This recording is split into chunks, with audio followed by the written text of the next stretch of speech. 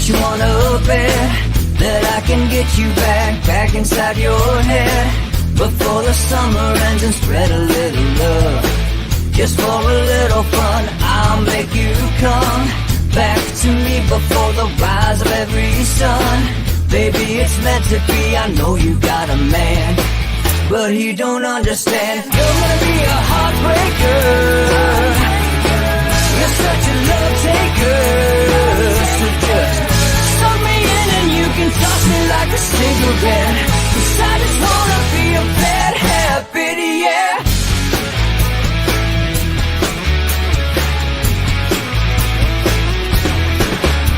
There's rhythm in our love, it's impressive, excessive.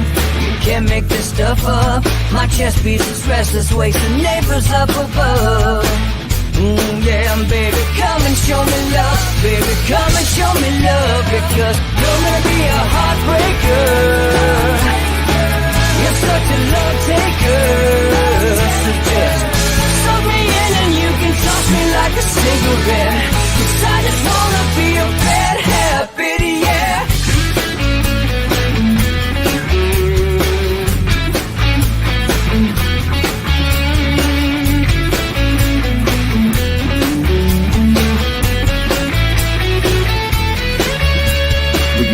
And take a one-way ride, steal us away to find a place we can hide. It wouldn't take much to spear for a knife, just to give into the need and leave it all behind. 'Cause I know that you know that I know that you want me. You told me, now show me, come blow me away. 'Cause I know that you know that I know that you want me. You told me, now show me, come blow me away. You're gonna be a heartbreaker,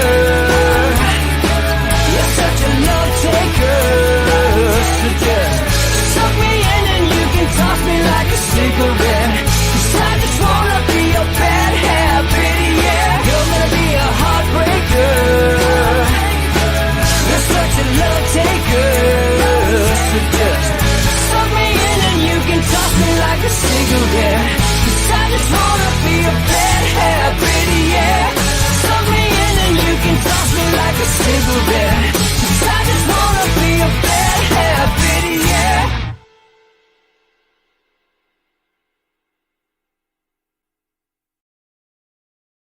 Good morning, folks. Thanks for watching Inside the Numbers with the People's Pundit. I am the People's Pundit, Rich Parrish. You guys can follow me on Twitter at Peoples_Pundit. Woo, so we're getting close. We're at the October 20th point. Okay, and it's kind of funny. I don't know why you would release a final poll right now, because for several reasons, and they're pretty damn important to anybody who got 2016 correctly. One is, this race didn't start moving, Laura and God as my witness. We had Trump, what looked like he could pull ahead in the popular vote if there was a certain kind of dynamic that happened. But it didn't really happen in the states for the man until like the 24th, which was in the survey field now are really, what were we doing, 2-3 day rolling averages, really for the results were for the 24th. That is when it started to happen. Like, oh my God, Wisconsin is now Clinton +3. Things are closing. And it was kind of funny because in some states, Ohio was going the other way, right? But we were just wrong. That's why. So it was Trump +5, and then it was Trump +3. And, you know, we just do that. It comes because it really, folks, at this point too, it really comes down to, if you're a good pollster, you at this point now are starting to get a really good feeling for who is going to vote. Okay, who is actually going to vote. It is your job. It is your job to determine, or at least to put yourself out there. This is who I think is going to vote. And it's all right even to say, well, you know what? If the electorate looks like this, then this is what it'll look like. But if the electorate looks like this, then we'll get this result. That's even okay, because maybe you're just not totally sure and you're trying to give people a better understanding of the potential things that can happen. Okay, that's all right. But to release a poll and call it your final poll on October 20th, before the third debate, final debate happens, really second and final. It's negligent. It's negligent. Hmm? It's also a little cowardly because what you're really saying is this, folks. I am not totally confident in my results. And if things change, then I can pretend like I didn't hurt, but I only polled in the middle of October. So I wasn't really wrong. In October, the race looked like this. In middle of October, the race looked like this. It's ridiculous. I think you're echoing because of me. All right. So you get the, oh, well, I probably didn't kill your mic, and I did not. Hold on. Let me kill you. There we go. So there's my point. And I'll tell you right now, if you would have stopped polling at this point in 2016, you would have been wrong. You would have gotten it incorrect because the race was still a little bit lean. It was not a little bit. I mean, it was leaning Clinton. It was. You would have been incorrect. And if you weren't polling until that final couple of weeks, you would have definitely missed the mark. All right, so then there's that. So why am I saying that? Because if you don't know, the New York Times chose not to poll anymore nationally. That's their final poll. That's a wrap. I just think that's it's ridiculous and it's negligent. All right, and then there is the and I got a load of messages today saying, you know, well, what do you think? Tip IBD is now down to 2. What do you think? You know, I think it could change back to Biden +8 in a couple of days. Give it time. But I do think they see what we're seeing, which is this potential for this crazy electorate. I'm not saying it can't happen. It's just less likely to happen than not. And if you weren't watching Inside the Numbers, it's less likely to happen than it is. Did I say that correctly? All right. Because if you weren't watching What Are the Odds, yesterday, then you didn't hear us going over early vote. And it's really, I tell you guys this all the time, to not read the early vote tea leaves. It's really much, much more complicated than how many Democrats or Republicans returned ballots. That is the simple analysis that you get in the media space because these are mediocre people who aren't very good at what they do. All right. I mean, one is literally a failed sports guy who now has moved into our space pretending like he's an authority because he failed at life everywhere else. He bleeds $6 million a year because he's not profitable and someone props him up for some reason. And then you have these others who are just wrong time after time after time after time. So the point being is it's too superficial of a debate with too mediocre of people. And if you really look at some of the Democratic turnout, you really look deep into it, the bottom line is they're banking their likely voters. There isn't this new surge, and maybe there will be. It's possible that later somehow they get these people out there, but those are the people you want to put forward first. Your new voters, and they score them, all right? 1 out of 4s, 4 out of 4s, meaning you voted one time in the last 4 election cycles or none at all. All right. And then the bottom line is there's 4 out of 4s where those are your very likely voters. So if you hear me say that those are their likely voters, I'm talking about people who are 3 out of 4s, 4 out of 4s. And Democrats simply are not getting these 1, 2s. That's not who they're getting out there. It's like 10%, 20%. Whereas Republicans are getting 30%, even 40 as of Sunday in Florida, almost 40. It was 35 or something. So it's more complicated. And in time, over time, Democrats absolutely could change that. But as of now, it just doesn't look like that's going to happen. All right. So maybe, and I haven't read what TIP is doing. I haven't read their justification for changing what they did and why it's now 48 Biden, 46 Trump. But it's very possible that they're listening to these people because as time goes on, you really start to get a better idea of what the electorate is going to look like. And as time goes on, you can't really continue to justify saying, well, maybe 180 million people are going to show up. And if that happens, it's Biden 51, Trump 40. You can't keep doing it. You have to, at some point, put your foot down and you have to say, this is what I think it's going to be. All right? And just to give you an idea, we put this chart up yesterday. Barnes sent this chart over. Just to give you an idea of how significant early voting can change. Here is, and if you guys watched What Are the Odds yesterday, I'm sorry, I just want to share this with Inside the Numbers viewers because Barnes and I, it's important. This was Arizona, the Democratic and Republican early vote in Arizona in 2018. And you can clearly see McSally really starting to put her best foot forward in the beginning. All right.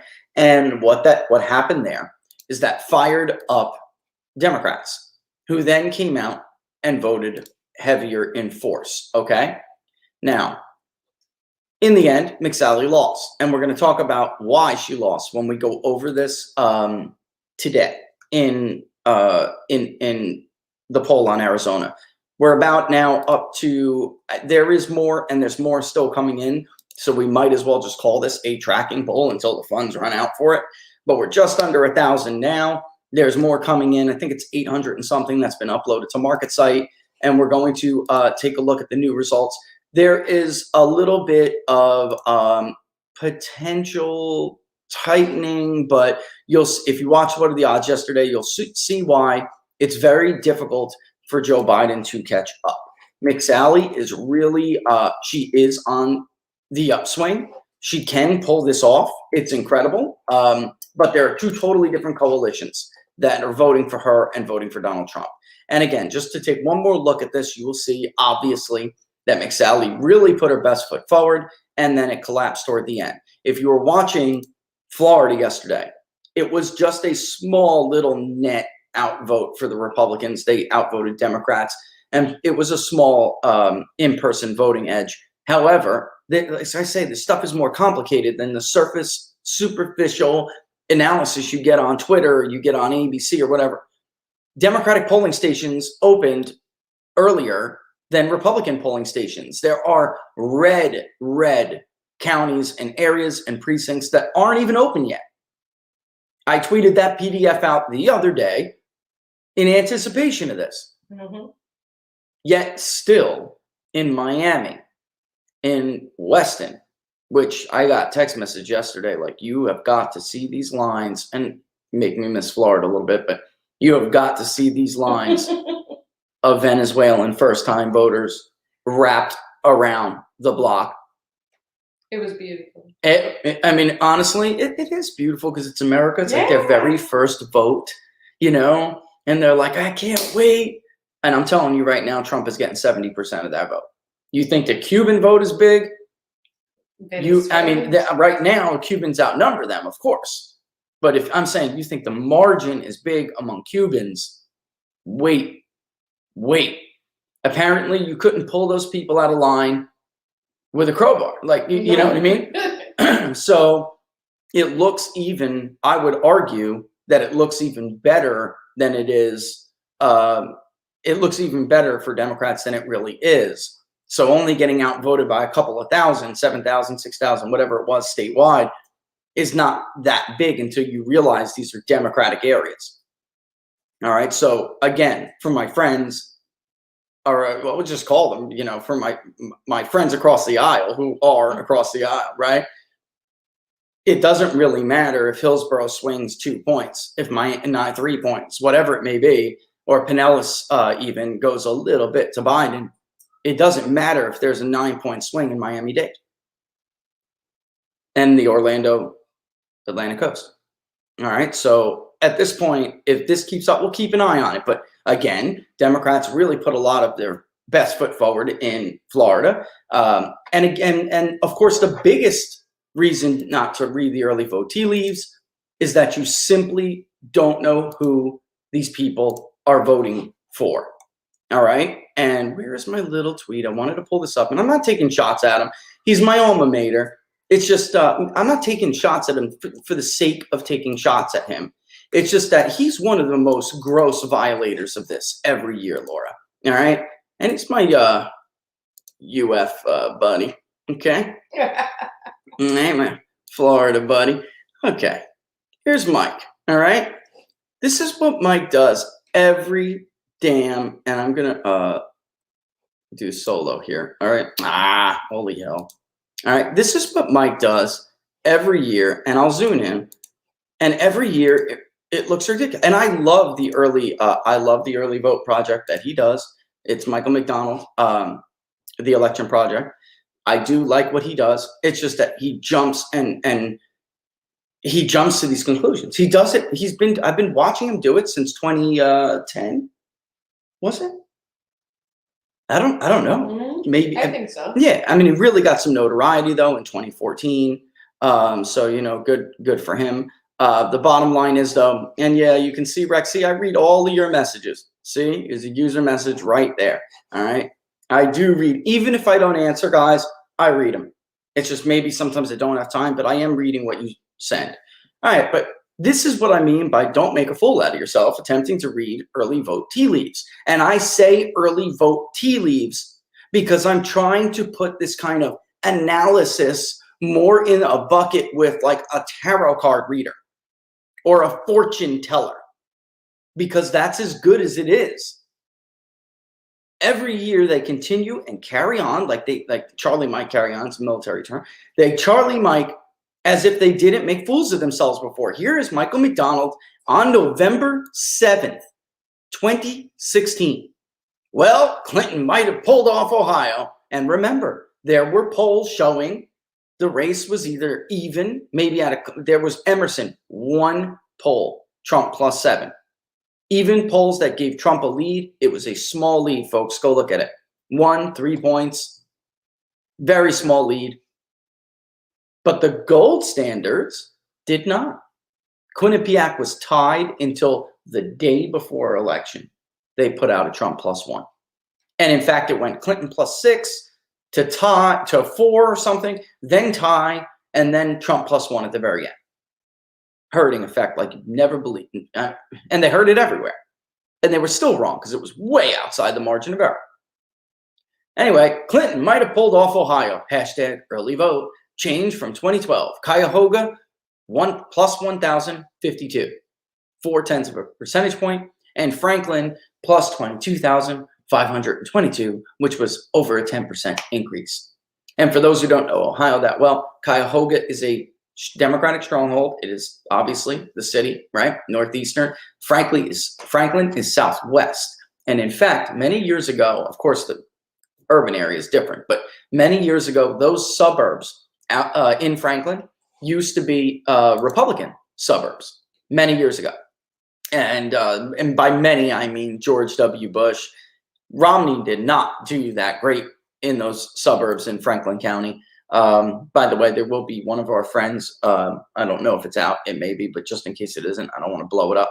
But they were showing one of our friends, friendly pollster competitors, we're showing a Biden +4 in Ohio. We have discussed this off air. I'm like, I think you guys are really missing the mark here. They are now darn near a tie. So Biden +2 in Ohio. Ohio is a very easy state to miss in the modern era. It's a very easy state to miss. All right. So again, another suggestion that at the very least it's tight. All right. And over here while I'm doing this is the point I'm trying to make here, folks. I got tons of these examples. We don't have to go back and hit every single one, but I warn you about reading this because it is not as superficial as everybody would have you believe. And in the very end, when it all comes down to it, you simply don't know who these people are voting for. In a state like North Carolina, that's particularly bad. Okay. So it's particularly very high crossover state. And you could really make a big mistake. All right. So just forget it. In the end, and somebody tweets, a political consultant, and I apologize for not remembering his name, but I think I retweeted it, and he's right. Many times than not, it can help as a strategy. Get those voters that don't usually vote, get them banked, and then work your get out the vote operation on the ground, work them to the polls. Now, the risk in that is that you can't get some people to the polls. That's why the Republican, we're going to find out whether it pays off or not, but the Republican strategy is to get those 1 out of 4s and the 2 out of 4s and the 3 out of 4s, get them to vote early. This way, there's not this massive logistical issue with your get out the vote on election day. And you can rely on those who vote all the time to do their dirt. All right. So a couple things about Arizona, but I think we just move on from that. I just wanted to say that real quick. A couple of things about Arizona. I do think that our youth vote may be a little too high in Arizona, but it's possible. But I'm doing this because I think I'm right. I think Arizona is one of the very few places where you may see higher youth participation. By youth, I mean ages 18 to 29. And in fact, in our polling, they actually skew a little bit in favor of the 18 to 24 instead of 25 to 29. All right. And you would think that's bad for Republicans, and it's not great. But the bottom line is, I mean, the electorate is very complicated in Arizona. It's not just that. That is not why McSally lost. She didn't lose because of a surge in the youth vote in 2018. McSally didn't lose because of, don't have to call out some of our favorite pollsters, but, these monster independent leads they had for Sinema over McSally. That turned out not to be the case. McSally did lose independents, but she lost them by low single digits. It was very close. She lost because she lost too many Republican women to Kirsten Sinema. And that accounted for roughly 12, depending on who you believe, 12 to 16% of her base. And that was simply too much. All right, this time around, and again, McSally, she is closing the gap. She's running behind Trump, no doubt. But if Trump wins Arizona big enough, he could drag her over the finish line too. We do see this as a Trump-leaning state. Maybe it's better to say slightly on the map that will be up today once I'm done publishing these results that we're doing live right now. This map will be published today. I'll even give you guys a sneak peek of it. Right now, it's showing slight again because it's live. It's reading stuff live. And actually, let's show them that. I was going to put it only on Big Data Poll, but Barnes suggested put it on PPD. And then we'll have the modeling that he wants to put up. He wants to put up his model. And I'm going to let it. I'm down with that. I'll let him. All right. But, okay, it is showing a slight, again, you guys will be able to see this soon. Here's Arizona. See it? Even though it's roughly 49, 44, that has to update. I think it's tighter in the live. So that's why it's showing as a light pink. So it reads it. You see how it's moving up and down, and people are moving up and down with it. I think it's always pretty cool. Somebody did contact us about help with the map. This was something we did kind of because we were running out of time. But if you really, if there's anybody out there who has a skill, if I don't want to blow him up because he's a huge company. And I'll give it back to you in a second. And I don't want to get him in trouble for helping somebody like me build a map. So I'm not going to say it, which is kind of ridiculous that it has to be that way in modern America, but it does. So I don't want to blow them up. But the bottom line is, I may change this map if we can do something better that's more interactive for you. But we did this because we were running out of time, and it is what it is. It's not bad. All right. Again, so whites maybe 75, 76% in Arizona, folks. That's it. All right. And in fact, Hispanics may wind up being 18%. We got them right now around 17. It's possible they may be around 18%. Ironically, Black participation in this poll was extremely high. They were willing to talk. And if in Arizona, the Black vote is like 2%. But in the it certainly was a lot. It was a lot more. All right. And what else is notable before we get into this? And as we're talking, we're doing this and waiting this for you as we're talking. The bottom line is it's looking like the preliminary was 49, 44. I'm not going to show everybody. You guys will see and be able to play around with variables all you want. But for right now, I'm just making sure that the basics are in, and then we'll update this together live. All right. So bachelor's degree, 34%. We're looking at around 34% of the electorate. Graduate, postgraduate, 15%. That's a little bit high, I think, but it is what it is. High school GED, 21%. That's not bad for, it depends how much of that leans to less, right? So if you're high school or GED or your GED or some kind of voc equivalent, then you're very likely a Trump voter. If you are less than high school, meaning you don't have anything, then you're more likely to be a Democrat. So it does matter how some of these folks, you know, pull this out, right? And then without doing Maricopa's, that's a higher vote share than I'd like, to be honest. It really is. But Maricopa's about 60% of the vote in Arizona, and Pima's about 16.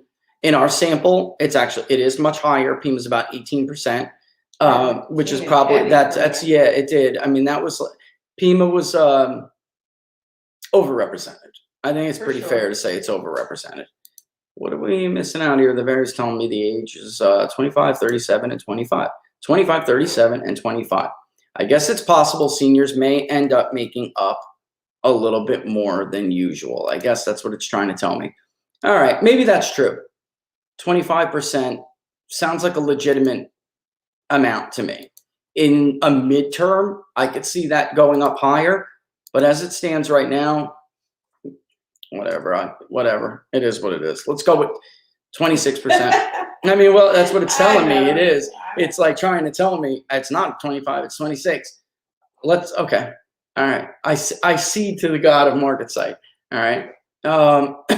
Best describes your political views. Okay. And conservatives are about 41 now, apparently. All right.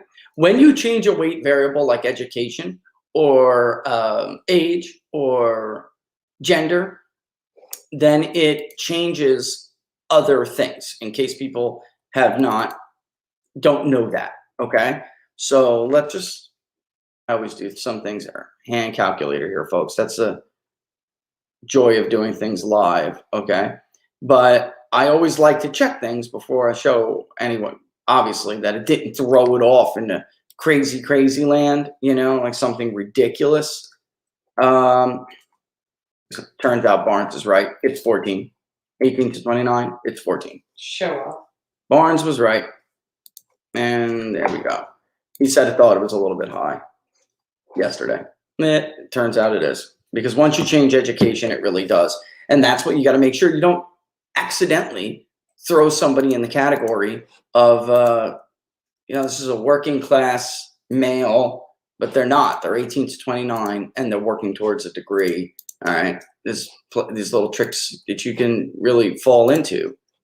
All right. Let's do this. Columns, that's rows, include all. I'm doing this live for these guys. Just going to have to hang tight. It takes time. Though. I am flying. You see how fast I'm going? What do you want to see first? Male, female, party? I like to look at gender first. All right. So do the weight variable. And we update. Whoa. That's a big lead. That can't be right. See, I saw some movement in the last couple of days. I'll show it to them. I'm going to take another look at this. This is last night's. If you guys watched the show yesterday, depending on what the electorate looked like, it was about a 3 to 4 point lead, maybe 5 for Donald Trump. Let's remove this map so we can take a look at the rest. It looks like Trump is really stretching out his legs here. All right. That was shocking. That's shocking to me. So when we put this together, it's probably going to be Trump plus 4 or 5 because this lead's big. Are you ready for last night? Here's last night's. Okay, let's close the editor. 933. I didn't put them in order or anything, guys. That's a 9-point lead last night. So something is going on. Clearly, Trump is really stretching his legs. That's a big deal. That's a big deal. I'm really kind of shocked by that. And that's with increased youth turnout. That's let me just take another gander to make sure it's right. Because that sounds like a lot to me. But again, there can be some noise. You throw that together with the Trump plus 3 or to 5 from yesterday. So we're probably looking at a Trump lead by the end of the map today, folks, of around, I would say, 5 points, which is a little bit better than 2016. I hate to tell everybody. Now, 3-point sampling error. Here's the problem for Joe Biden. Last night, the undecideds are falling.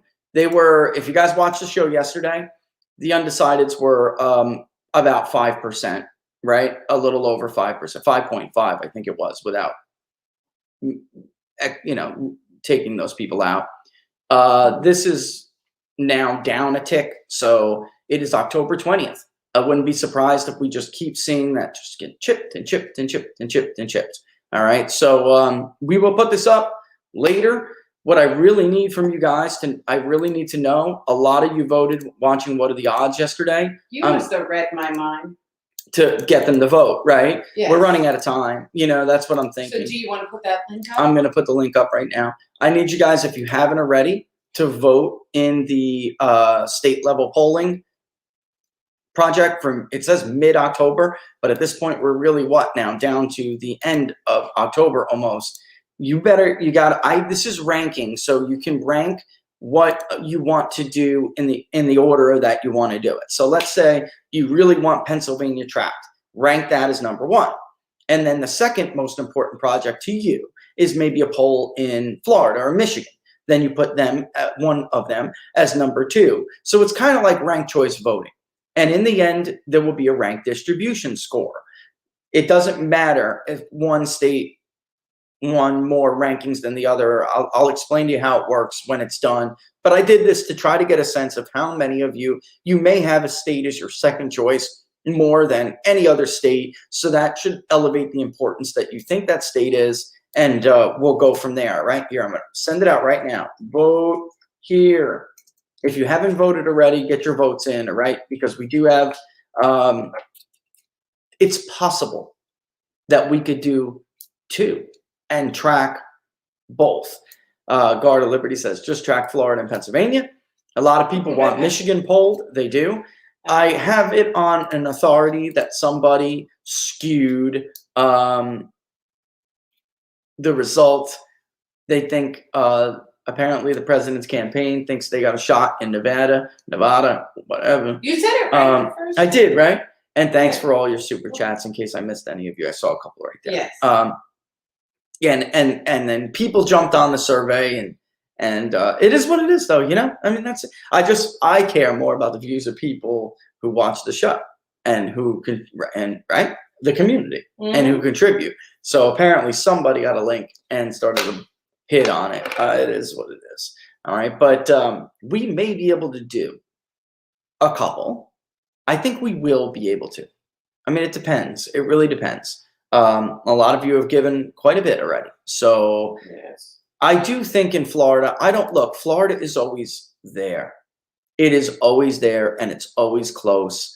I just don't think I see enough defection from certain voters to offset the gains that Trump has made with Hispanics. Folks, we started at like 30%.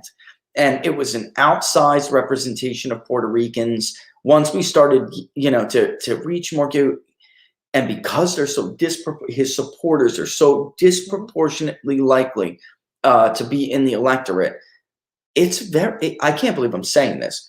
It is possible that Trump and Joe Biden split the Hispanic vote in Florida. And honestly, I know people right now who are polling it who think Trump is going to win the Hispanic vote in Florida by 2 to 5 points. Florida's got a lot of Hispanic votes, despite what Ann Coulter says, by the way. Oh, well, good for him. He's making gains among black men and black people. But, it's a shame there's so little of the electorate. The future of the country is a diverse country. Sure is. I'm not saying, and people who know me and have heard me talk about what is a better strategy for both parties. There is no doubt that on the Republican side, I've always thought the working class white vote was the most important vote, at least as of now. But a working class message cuts across ethnicities. She's crazy. I don't know what she's talking about. She's delusional. A Republican cannot win the Electoral College if they do not win Florida. And if someday Texas becomes hard like Florida. Because if that happens, it's game, set, match. It's Forever. over, Forever. and Democrats will run the White House for the rest of your lifetime. So I never understood these conservative firebrands who talk like this. Yes, of course you want to focus on the white working class. Of course you do. But what she's not, first of all, she's believing the idea that the white working class is going to back Biden this time. I think she's lost her mind. All right, but that's what happens when you just believe, you got your poll in, good, guys, and keep going. Right, Florida and Ohio are so important because Ohio tends to tell you how the rest of the Rust Belt is going to vote. Ohio was only 10 points for Trump. That was a ridiculous margin for Donald Trump because it was showing you what was going to happen in the Rust Belt. It was going to take a 10-point kind of Iowa swing, Ohio swing for the rest of the Rust Belt to fall. That's what it was showing you. It doesn't necessarily mean that Trump has to win, Ohio by 10 points to keep going at this moment. I'm talking about the political realignment to keep going. That's not necessarily true. He does need to win it, and he needs to win it pretty significantly. But you may have noticed Ohio only went for DeWine by a 5-point roughly margin, and yet still Republicans hung on in Florida. All right, so it doesn't necessarily have to be this dramatic, huge swing. It just doesn't. And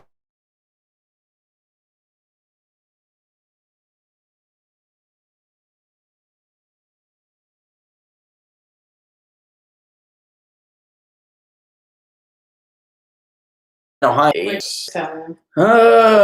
There I am. I'm back. But it is my fault. I didn't put my hard line in. I'm sorry about that, guys. 1 second. I don't know why it naturally wants to jump. Defaults. So I don't know why it does that. Every damn day. Settings. It's in the settings, though, love. I don't know. The little lock for I don't know. I'll look into it. I'll see if I can try to figure out how to stop that from happening. But it jumps to Wi-Fi. All right, we lost my train of thought, though. What we were talking about was Ohio. That 2-point, Rasmussen has Biden +2 in Ohio today. In case you guys don't remember, that's actually a pretty big swing. That is a swing to Donald Trump. Ohio is difficult to poll. Go look at the polling in 2018. It was abysmal. It is difficult to poll. All right. I respect them for doing what, trying to. Quinnipiac was Biden +1. At this point in the election, they were tied. And then again, like I said, I think they came out with a Trump +1 a few days later, feeling like they did something wrong or something. And I don't know. But they also released a Biden +1 in Ohio and a Biden +7 in Georgia. So take that at face value. All right. It is. Nevada, folks, is difficult because you have all of these ballots in Clark County flowing around. Now, I will say this. I know what the Trump campaign is looking at. They're looking at their increased numbers among Hispanics, and they're thinking maybe we can get to 45 in Clark County. Washoe was looking kind of good for Republicans for a while, but they need to pick up their pace if Washoe is – they need to do better. Yeah, Ralston is less confident, and the reason why he is where I'm going next. There appears to be an absolute – what's the word he used, Laura? Deluge. A rural deluge coming, and they're very afraid that – and I'm talking about the Democrats and people like Ralston, who is a Democrat. Let's be real. All right. Again, I don't insult your intelligence, and no political analyst should. All right. Of course, I obviously lean to the right. The rest of them lean to the left. All right. So, Eric. Yeah, but your data doesn't lean. My data doesn't lean anywhere. My data is what it is. That's the point. I'm not insulting your intelligence by pretending like I don't have a point of view. Everybody has a point of view. Everybody has a point of view. Great question. If Trump wins by 4 or 5 points, will that carry McSally over? That's a really good question. And we will find that out when I put these responses with the responses we got from yesterday's show. And then we'll figure it out. All right. You really think Ralston is you're joking, right, Eric? All right. And then there, of course, is the difference between a Republican like you and a Republican like the Republicans that you see in the media. All right. And, we'll go from there. I think that there is probably going to be a big rural vote. The bottom line is, though, a Democrat needs to just keep Republicans below 45 in Clark County. And the problem was, if I did spend 4 hours talking about that yesterday, so I'm just not going to circle the wagon back. Well, you can watch it. What are the odds from yesterday? Yeah. All right. And then we may even do another little 1 hour show this week. All right. But the bottom line is that Republicans are going to have a problem getting to 45% in Clark County because we have so many inactive ballots flying all over that county. And it's not just statewide, which is crazy about Nevada. It's not just statewide. They did this specifically in Clark County. And Clark County is disproportionately the problem with the dirty voter rolls in Nevada. Nevada's voter rolls are very dirty, okay? And what I mean by dirty is that there are tons of people we know moved, dead people. You know what, guys? Here, I will show you this right now, all right? Let me show them right now. Where is my handy-dandy voter file? This is what I mean when I say what? I'm going to show them how many inactive ballots. People are concerned about North Carolina, but I just don't see it. Again, North Carolina is another state where Republicans they don't vote like that early. And they did, look, in North Carolina, they did better in 2018 than they did in 2016, yet they did worse. They had a bad election in North Carolina. It doesn't matter, guys. It does not matter. And who did you get that from? Again, Michael McDonald? Because he's the one spreading the North Carolina fear about the early vote. I can't Did you not just see the tweets I put up by Michael McDonald? He said Hillary Clinton clinched Ohio. She clinched it. Come on, guys. Fool me once, shame on you. Fool me twice, shame on me. Fool me 3 times, you sound stupid. All right? How many times could you possibly fall for the same crap? I mean, honestly. And this year is not comparable to any other year. We simply have never seen anything like this before in polling. And then obviously it's bearing out in actual voting behavior. Clearly. Here, Laura, I'm going to pop you off right there, okay? All right, so let's go to Nevada. Here's Nevada. Let's run the count just to make sure we're up to date. All right. Look, do you see how many records there are? 1,885,554. Yet you see only 1,651,000 individuals, 546. Okay? What's the disparity between these? Duplicate records, inactive voters, dead people. Because right here, I'm excluding the deceased and change of address flags. All right, let's do county. That is what I'm, over 230,000. And what I'm telling you is 80% of that, 82% comes from Clark County, which is what I'm going to show you right now. Clark County is obviously a disproportionately higher number of a percentage of the vote than any other county, no doubt. But it only makes up about 7 in 10 votes in Nevada. 68%, 70%, maybe 72 on a good year for Democrats. But it's 83% of the dirty voter file roll. So by allowing these ballots to flow all over the place, what does that mean in practically speaking? Even if Republicans wanted to fill in these kinds of ballots and play games like Democrats do, even if they wanted to stuff the box like that. And Barnes explained on What Are the Odds yesterday why it is so easy in Nevada. Unfortunately, it's just what they did. Because even if Republicans tried to match that game, it's disproportionate in Clark County. So you would never be able to catch up. All right, let's do this. And you're going to see how many votes I'm talking about, how many ballots I'm talking about. And it's not a conspiracy theory.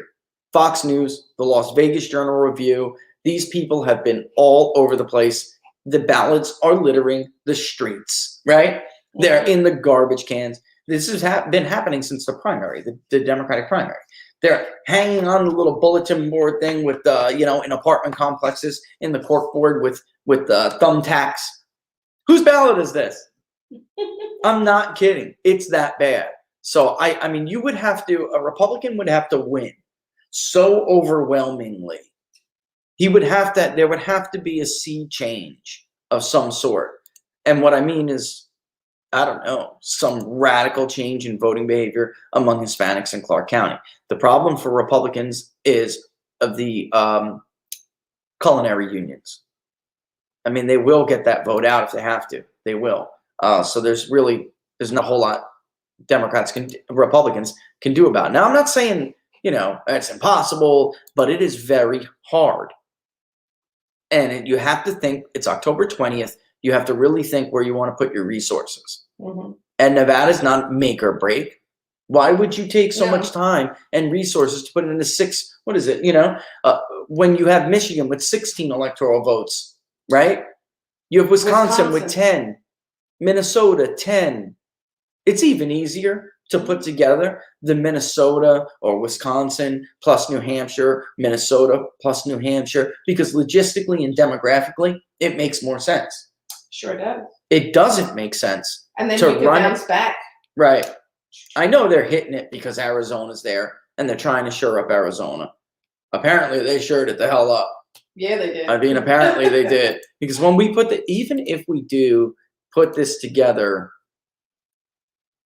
and now interestingly, folks, again, Joe Jorgensen's vote is coming more from Democrats than Republicans. That's again with this wave, and independent and something else is now a bigger share. So it wasn't as big.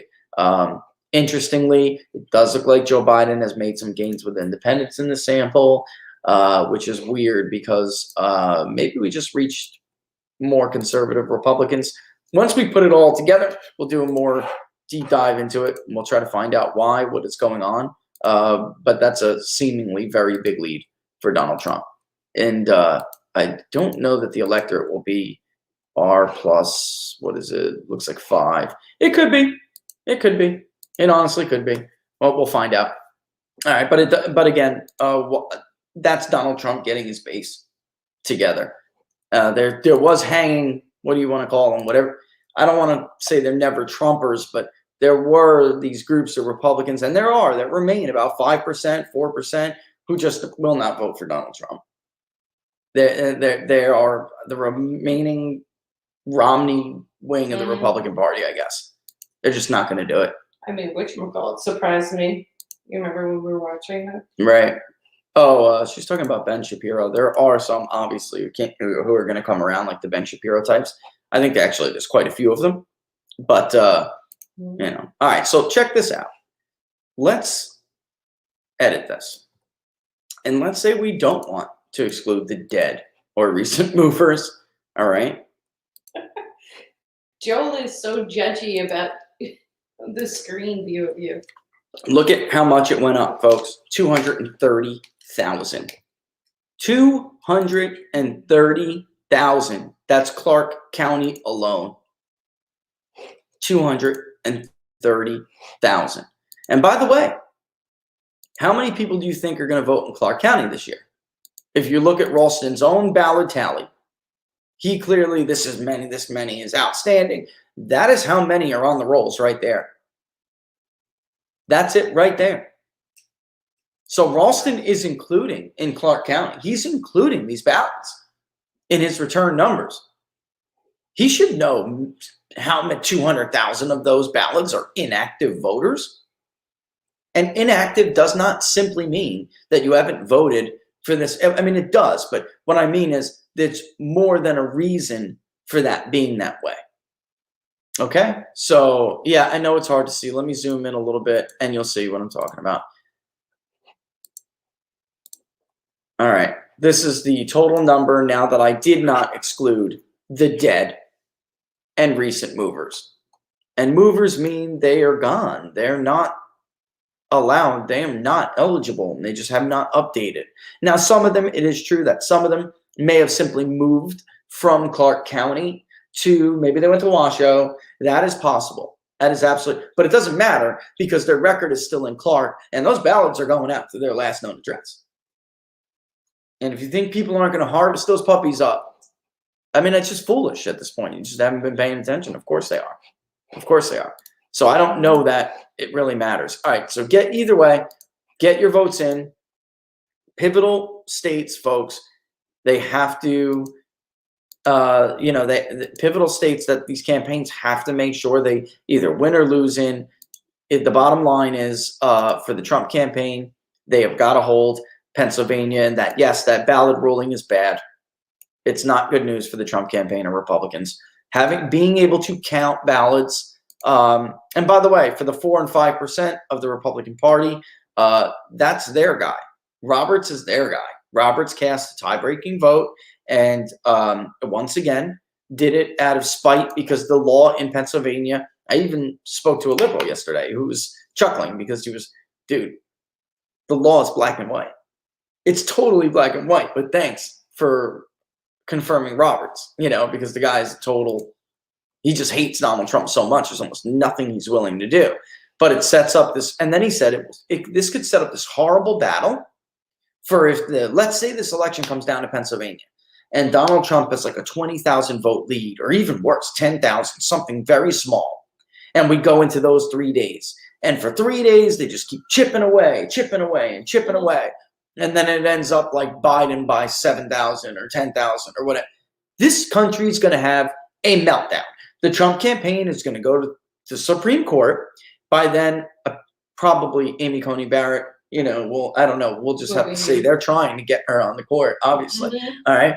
And then we'll get to the point where, Amy, that we'll get to the point where she could be the one who puts it over. Now, Roberts, however, already made his.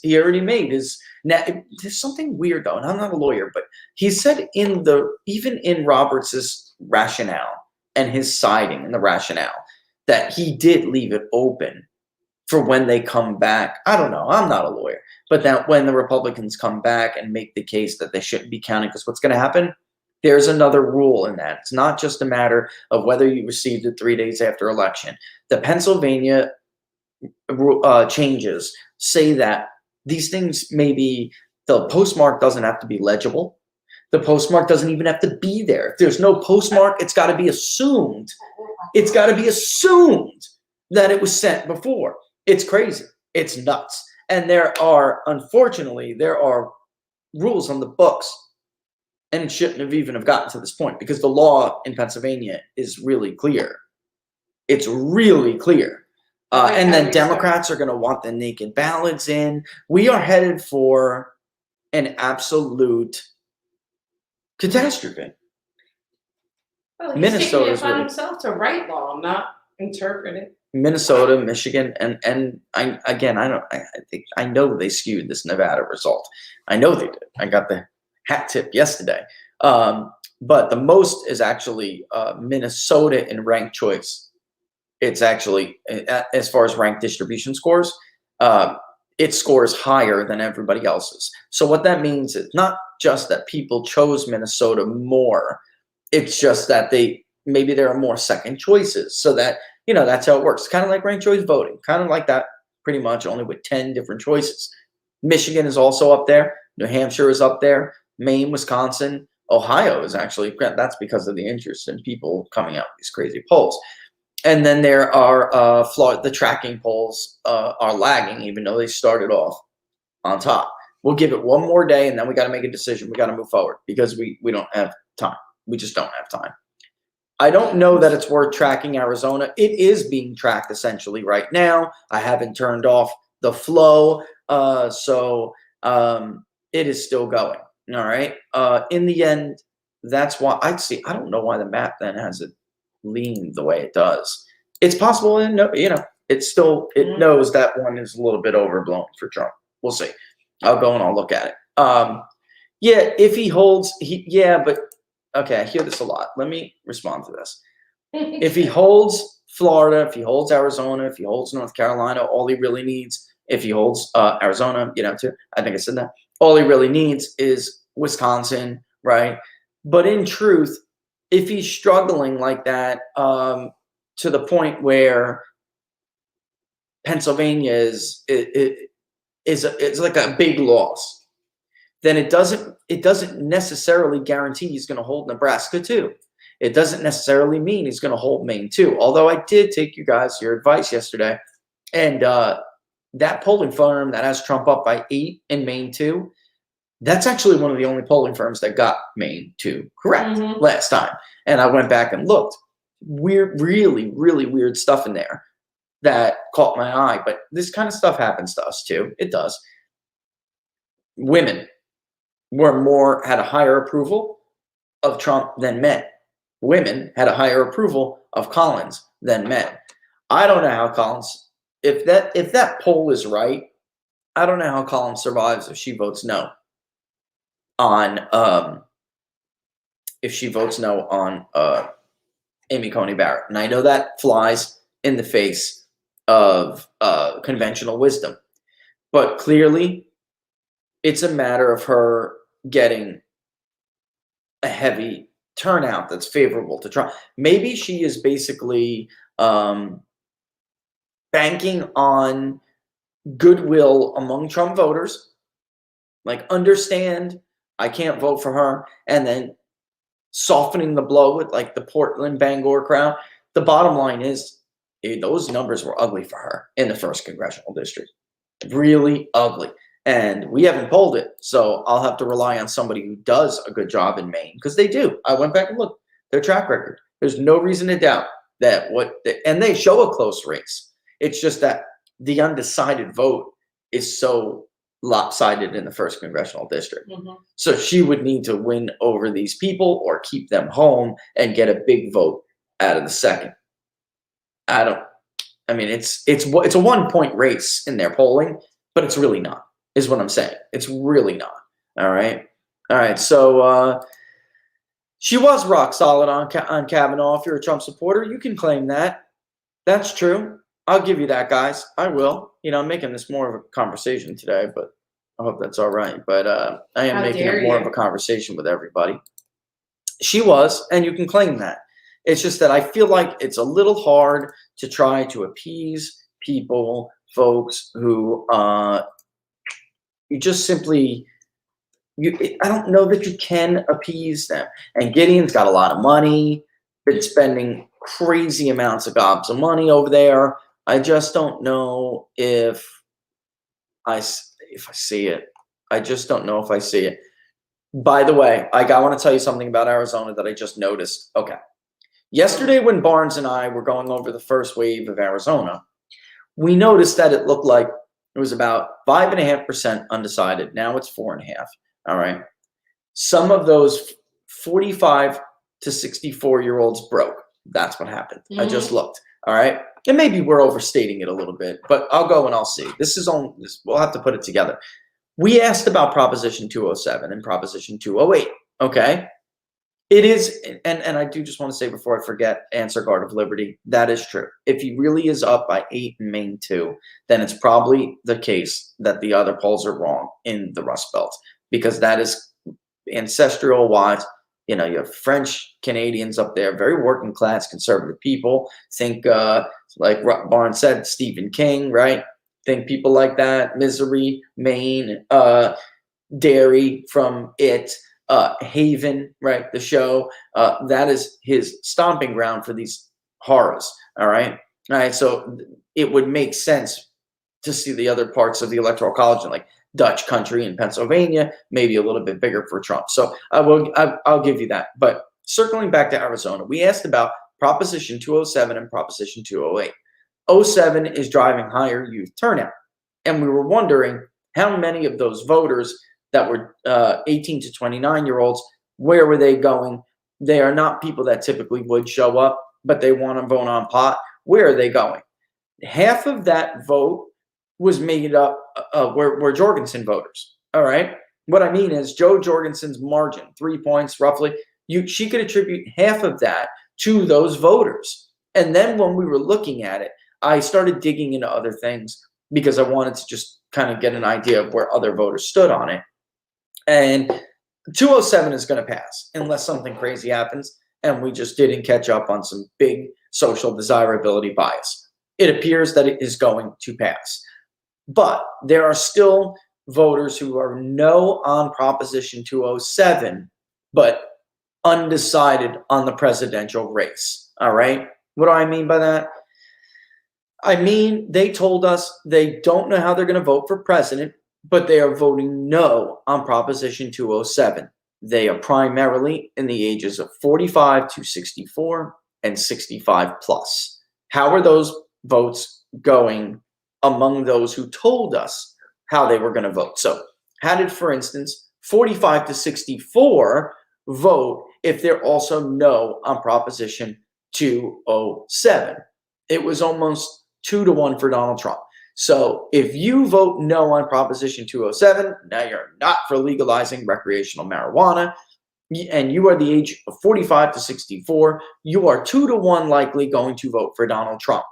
That was who was undecided in the presidential race. And then also the same was true of 65. It's just for some reason, Republicans, and we saw this in the last 2 cycles, they didn't do as well among a 65 as they have in the past. And in fact, 45 to 64 is their strongest category, pre-retiree. All right. Which is weird, but that's what it is. So some of these people, when I'm looking and talking about Maine before, I'm glancing, some of these people are deciding, and that is probably what widened out that margin. They're going to make up a huge part of the electorate. Right now, 45 to 64 in Arizona is about 37%. It is possible 65 plus is a little bit more than 25. And that is not typically the case in a presidential election cycle because we do get bigger turnouts from younger voters. 30 to 44, if Biden is closer than we think, it'll be because 30 to 44 increased on the liberal side to vote for 207. But right now, we just don't see that, actually. I mean, the 18 to 29, we do see.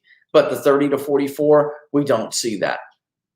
Those are not horrible groups for Donald Trump, all right, Republicans. He's losing them, but he's losing it like 48-40, all right? And then Pima County, he lost by 14 points. I don't know. We'll take a look when we come back, but it looks like he has not fallen down all of that much in Pima County, which he can make it up by doing better among these first-generation movers to more rural areas like Yavapai and Yuma. And if you didn't watch the show yesterday, I'll take a second to go over how much better he's doing for different generations of people in Arizona. So in the past, we have seen people moving to different states and they would vote their politics and bring their politics with them. In Arizona, what we are seeing is that overwhelmingly most of them come from California. And then Illinois, New York, Florida, and Ohio are rounding out the top 5. That's been consistent across the board pretty much. We've had some other places peak in and out more than the others. But the first generation voter, the first generation Arizona voter just moved to Arizona, maybe couple years back, from California, from New York, from Illinois. That is Donald Trump's strongest category. That's Republicans' strongest category. So like we saw in Texas in 2018, recent movers are actually helping to keep the state competitive. Really interesting stuff. Really interesting stuff. It is. It is. Mm-hmm. And then if you're third generation Arizona, you're also more Republican. Third generation or more, meaning grandpappy and grandmammy, were born there or older. Then you are Republican Trump voters.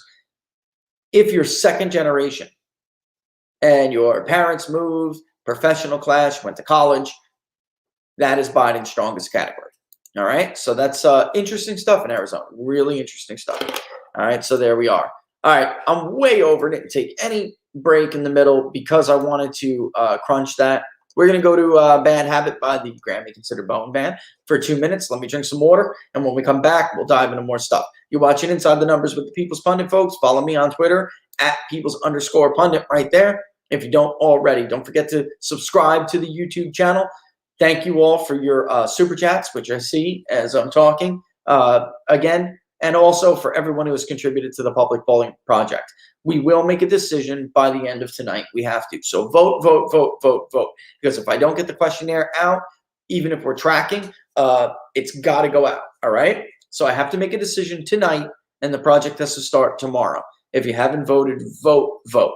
And thank you to everybody who's contributed. If you want to contribute to the public polling project, you can do so by going to venmo.com/People's Pundit or PayPal, paypal.me/People's Pundit. And as always, like we did last week, on Friday, we'll go over the financials.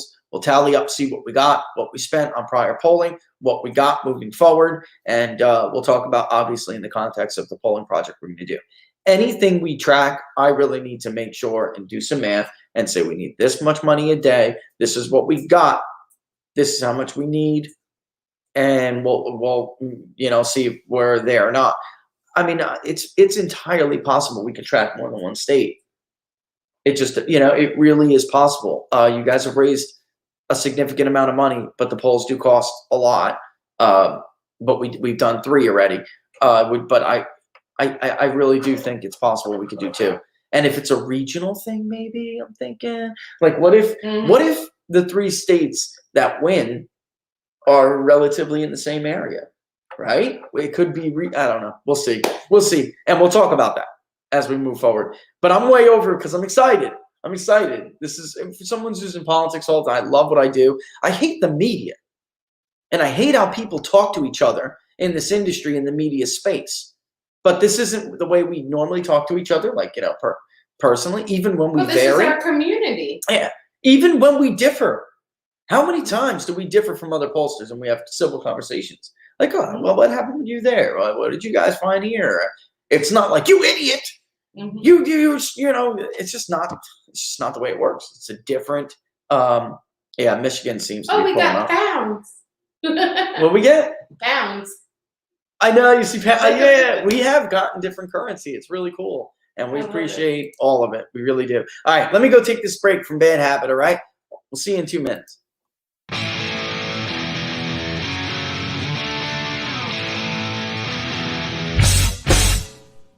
How much you wanna bet that I can get you back inside your head before the summer ends and spread a little love. Just for a little fun, I'll make you come back to me before the rise of every sun. Baby, it's meant to be, I know you got a man, but he don't understand. You're gonna be a heartbreaker. You're such a love taker. So just suck me in and you can toss me like a cigarette. 'Cause I just wanna be a bad habit, yeah.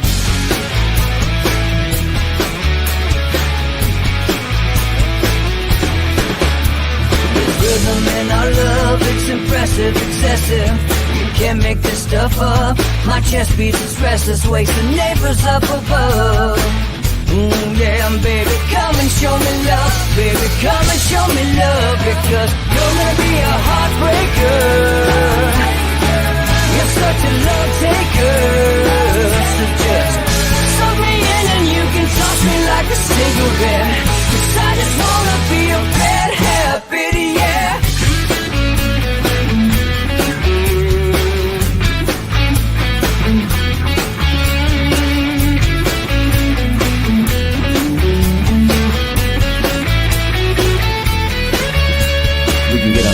Take a one-way ride, steal us away to find a place we can hide. It wouldn't take much to spear for a night, just to give in to the need and leave it all behind. 'Cause I know that you know that I know that you want me. You told me, now show me, come blow me away. 'Cause I know that you know that I know that you want me. You told me, now show me, come blow me away. You're gonna be a heartbreaker.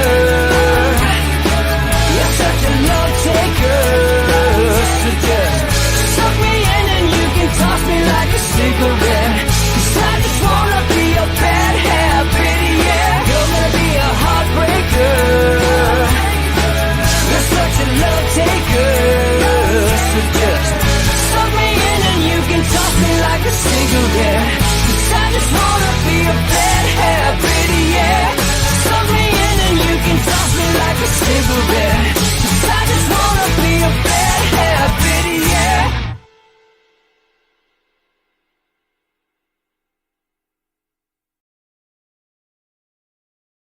So we're back. Yes, we're back. Yeah. Okay. All right. I was off on the break a little bit, apparently.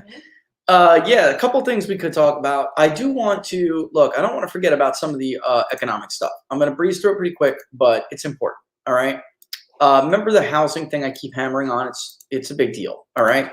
So we did get the building permits and housing starts report this morning.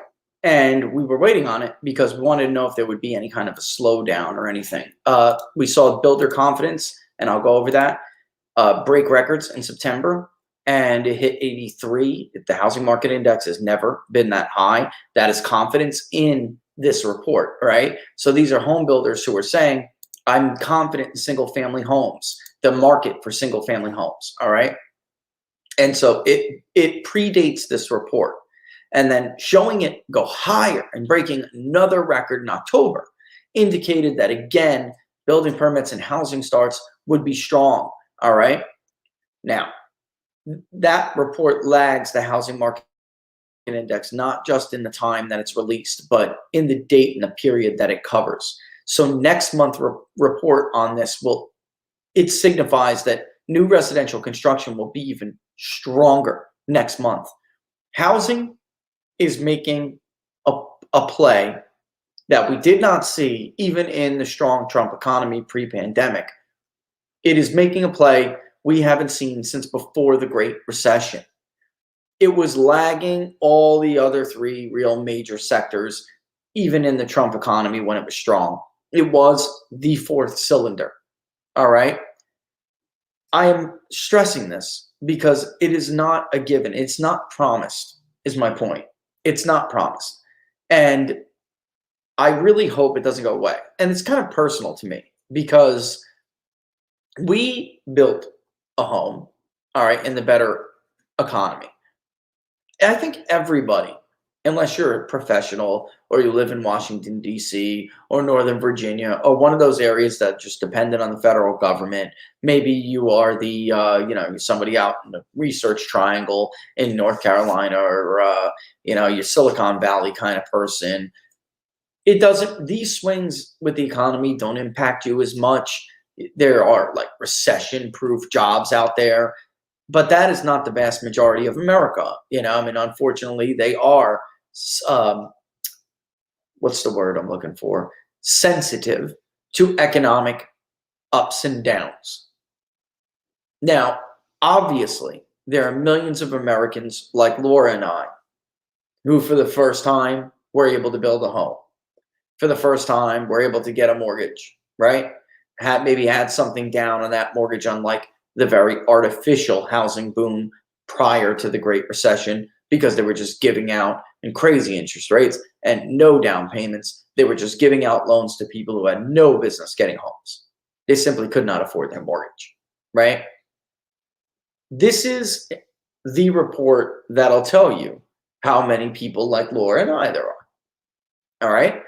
And maybe we were a little bit ahead of the game, but it seems like even though the labor market indicators are lagging, because people in California, people in Nevada, people in Michigan, people in New York, and even Massachusetts, very strict lockdowns in those areas, Maryland, another one. And it's not all Democrats. Very much the Romney wing of the Republican Party, the Bakers, the Hogans, right?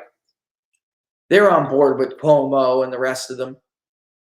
And what's his name? Gavin Newsom out in California. Even though they are disproportionately hurting the recovery among labor indicators because they make up a good deal of the population. Insured unemployment fell below 7% despite their efforts to sabotage the economy. Not because of how they handled the pandemic, despite how they handled the pandemic. We still see millions of people entering new residential construction numbers. It starts with building permits. The contractor, he's got the contract to build a home from the prospective buyer. He goes down to the county and he asks for a building permit. And then they break ground. That is, housing starts. They begin, and we see it outside our window every day. We were the first house on the block in the cul-de-sac to be built and to close. We got lucky Amen. because of the lot we got, the way they were allowed to enter. The county said, you know what, you can social distance while you're building this house. It didn't slow it down that much. We got lucky. Our neighbors not so lucky. All right, so we see it every day. But they get the permit first, then they break ground and they start building the house, and then they complete the home. And the last indicator in the report is housing completions. That, by the way, almost never gets attention from the media. Really, housing starts, building permits, even though they usually report them backwards. We even do it sometimes just because norms of financial reporting, but it really is building permits, housing starts. Again, solidly beat the forecast in September. All right, new residential construction, like the rest of the housing sector, continues to strongly rebound. Housing indicators are pointing to a historic boom for the housing sector. Historic.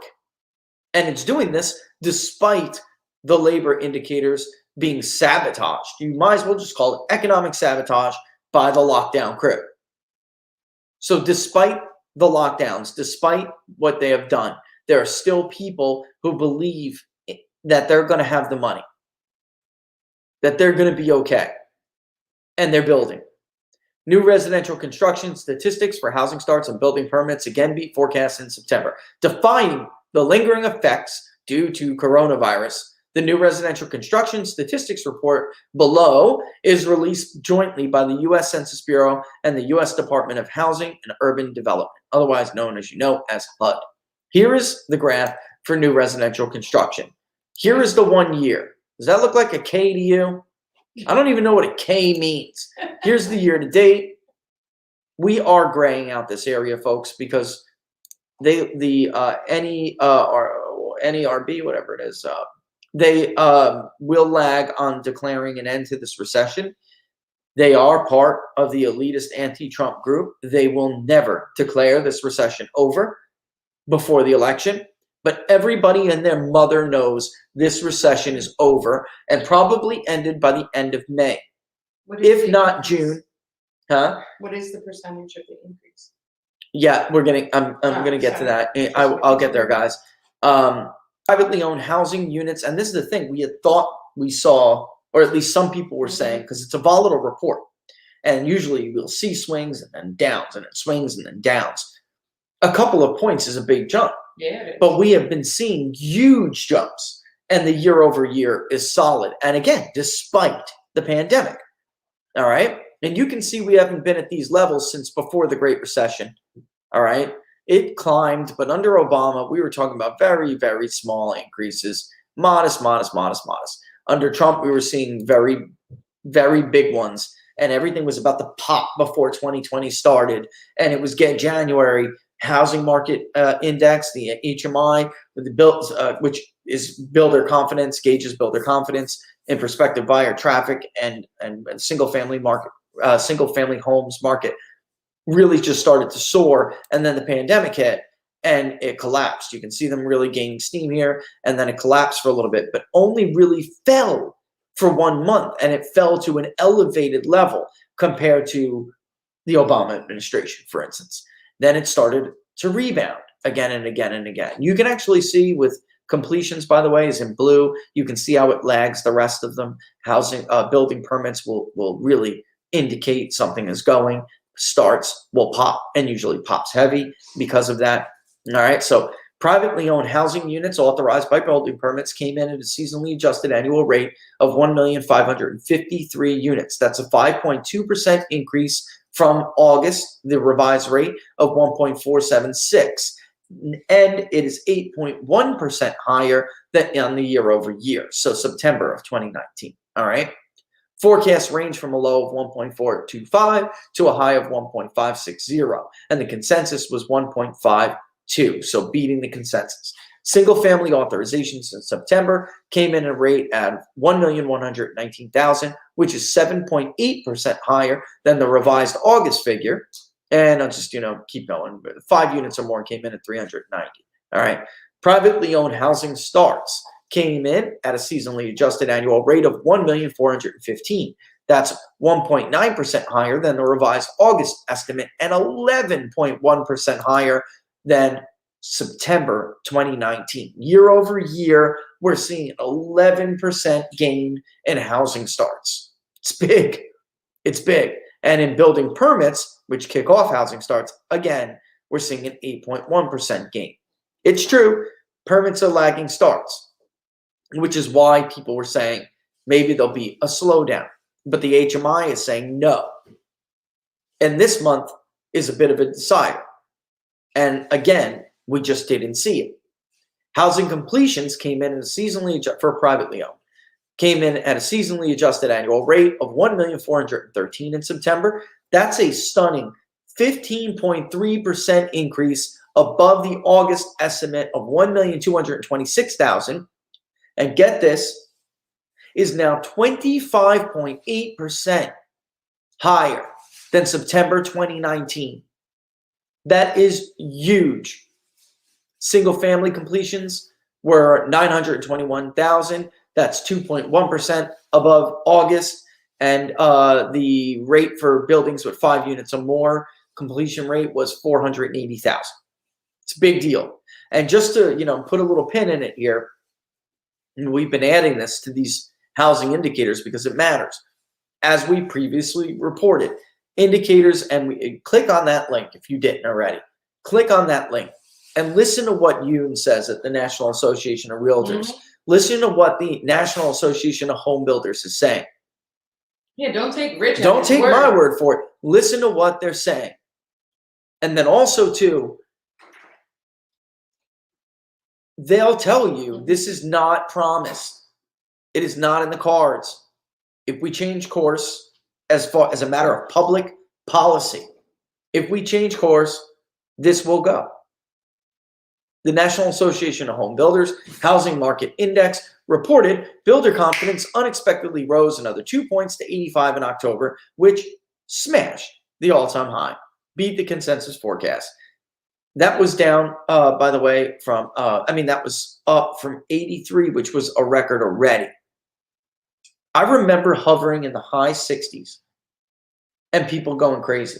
Mm-hmm. And then when we got in the 70s, people were like, oh my God, it's really going to happen. I remember that was just 6 months ago, right? A little bit before the pandemic, people were looking at the start of 2020 with the housing market index, and it started 2020 at a 20-year high, and they were having a canary. And like I said, it's just not promised. It's not. The National Association of Realtors, they reported pending home sales hit an all-time high in August, surging nearly 3 times the consensus forecast by 8.8%. That marked the 4th straight month of solid gains, and existing home sales, also the National Association of Realtors, hit the highest level since December 2006 in August. Before the Great Recession, folks. That is when an artificial market, that's the difference here. This isn't artificial. This isn't the banks trying to get these, toxic debt off their books. So we need more loans because it's like bicycle theory. You know you have toxic debt. The best thing you could do is make home buying so attractive that you need something to offset this risk. And in the end, all they were really doing was compounding more risk. That's what happened. But in any event, that was an artificial level because they were giving out loans with nothing down, not enough income, variable interest rates to people who had no business owning them. That's the sad reality of the housing market crisis and the Community Reinvestment Act in general. Government put a gun to their head. They get the blame. Mm-hmm. But the truth is government put a gun to their head. And they were just trying to figure out what to do.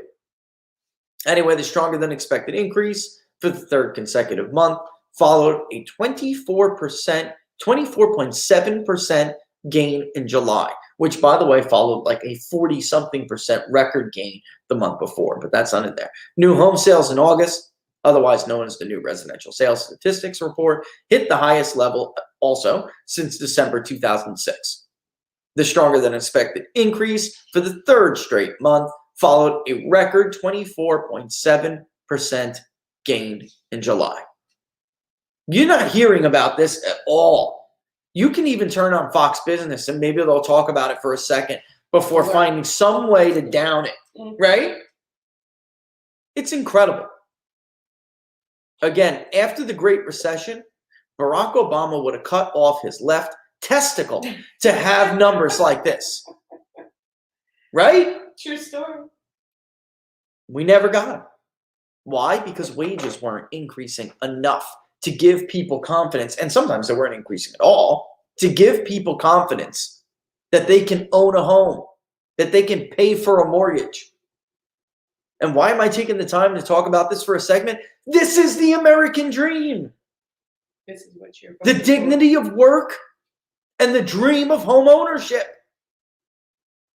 That is the core. It is the pursuit of happiness. It is. Which is why Jefferson changed property to the pursuit of happiness. Because there was more than just property. It was dignity. It was happiness. This is the core of the American dream.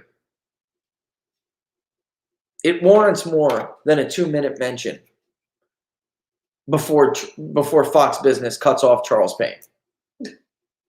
It's so true. It is true. You know, these people, they are your enemy. They are. That is true. Love or hate Donald Trump, he is right about that. These people are your enemy because they are in those recession-proof jobs I was just telling you about. Look at the Challenger job cut report. The media's cut and cut and cut and cut. They're as cut as much as they're going to be. The people who, well, that maybe not, moving forward, but I mean, those people who are the flagship anchors of all these networks, unless they get caught playing with themselves on a Zoom meeting, they won't be fired. And they are recession-proof. They are recession-proof. There's always going to be a group of people out there with tons of money that'll float CNN money if they're not profitable. There will always be some group out there with tons of money that will float CNBC if they're not profitable. Because they have a message they want to tell you.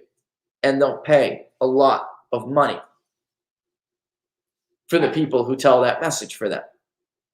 Meanwhile, the rest of the country is like tubing left to hold in their hand. Somebody said, yesterday, somebody said, I wonder if Wiener saw this, and I said he beat him to it. There were some really good ones. You had a good one too, Laura. You know me, You I'm had a good fantastic. one. Deliciously dirty. Hilariously so. Look, the bottom line is... Hey, if you open the door, it's not my fault if I walk through. He did open the door. Yep. He did open the door for sure. Here, let me see. And then I will, by the way, I think somebody's probably watching the show right now. I'll take a look at that early vote assessment in Arizona. I think it will be even closer than maybe we suggest. I do. But I think that there is these people are going to turn out. They are. And I think what happened there is that some of the older people who are telling us they were undecided really were not undecided. They weren't. It's possible there's, a lot of that going on. But I do think they're going to get out and vote. So Trump only won Arizona by 3-something. So if we come out and I'm not guessing here, I'm just saying, let's just use a hypothetical. I mean, this lead is a big lead from last night. If it turns out to be 4-5 points, that does represent an increase as long as we're not wrong in the margin the other way, right? I do think Biden will do better in Maricopa County, and Maricopa County will not look like a Trump +5. It's just that some of the other population changes. He seems to be a couple of things. He seems to be doing better in Pima than I expected, and he's getting somewhere like Yavapai, for instance. McSally was at 60%. That's not good enough. Trump was at 63. We have him just killing it in Yavapai. And we did make sure that we hit that group that county specifically for a reason. Yuma, killing it, just outperforming his 2016 numbers. Now, he can't sink that much in Maricopa. There's no doubt. He can't. But also, too, we are making sure that our numbers are just right regionally. Like Maricopa is not 35% liberal, folks. It's not. The liberal numbers that are around 24 to 25% in Arizona come from Pima, Santa Cruz. There are liberal pockets there. All right. Yeah. So real quick though, just before we joke around, I do think, and I tweeted this last night though, the Jeffrey Toobin story. It really, and I'm not using this word pun intended. It's just the only word. It really exposed these people who supported the forever lockdowns because, putting aside because there were some of you guys were hilarious. Oh, Toobin always did like to stroke his own ego. some of these are so good. All right, he always rubbed me the wrong way. Carrie said. That was so funny. I never knew Toobin was a beat reporter. It's another one. And then there was Jeffrey Toobin pulled his lever for Biden. But in the serious note, these are the people who wanted us all to stay locked up. Why? Because they're recession proof. All right. They are recession proof. The bottom line is they just want to stay home, play with themselves on Zoom meetings because their job allows them to do that while everybody else loses their job and your families lose their jobs and you lose their homes. You can't, be one of those people that it was included, with great joy. I'm one of those people in the building permit numbers. I'm one of those people who saw groundbreaking. I'm in the housing start. I am one of those people in the new residential construction reports. He doesn't give a damn. He gets to sit home, give his ridiculous commentary to CNN, and play with himself. Like, what makes you think? I didn't know the cat. His excuse is unbelievable, Laura. I thought I paused the camera. I thought but still, why? in the middle of a meeting, you're going to... You're playing with yourself? I just don't. But these are the kind of people we're dealing with, and they're morally superior to you. It's incredible. And these are the people who know how to run the country better than. I know they're the morally superior ones who are asking voters to give the country over. I mean, it's incredible, incredible. Really something else. And then there are a couple of other things we can talk about. I did see the 50 Cent thing. It's funny stuff. I don't know what to say to that. And apparently, the real shame comes out because apparently they did ask Cube to help craft a this is what we'll do for you if we're reelected plan because they are trying to shatter the knees of the Democratic Party by taking an unexpected number of men. Even in our Arizona poll, by the way, in the raw, like I told you guys yesterday, he was taking about 17% of the black vote. I think when that's, weighted properly, it'll be a lot closer to 12 or something, but he only won. Hold on. I have these numbers on a spreadsheet in front of me. Real quick, though. He only won, looks like tops modeled at 6% last time. So that would be an increase. They're only 2% in Arizona. So again, like, the voices like Ann Coulter are technically right when it comes to a state like Arizona, but they are absolutely wrong when it comes to a place like Pennsylvania. George W. Bush did not run up the white vote share in Pennsylvania to nearly beat John Kerry. He did much better among black men, specifically black Democratic men. And that is how he almost got close. So the idea for the Trump campaign, of course, would have to be doing that plus holding most of your white working class coalition. And we just, again, before I give it to Laura, she's got something to say. We simply didn't find the numbers. And is this it? The vote preference yep. We simply didn't find what they're claiming in Pennsylvania. Mm-hmm. Right? So, yes, he should be at 60. and Biden's a little bit higher. But again, 3.1 margin of error. It's actually 6 in subgroups. So it's possible Trump was at 60 and Biden was at 33. It's completely possible. I find it very difficult to believe that Joe Biden is winning the white working class when we have numbers like we have ourselves. I just think it's I think it's crazy, frankly. Yeah. All right, so Well, what I think what Oh, we let me should bring you do- in. No, Now. they can hear me. They I can. can hear me.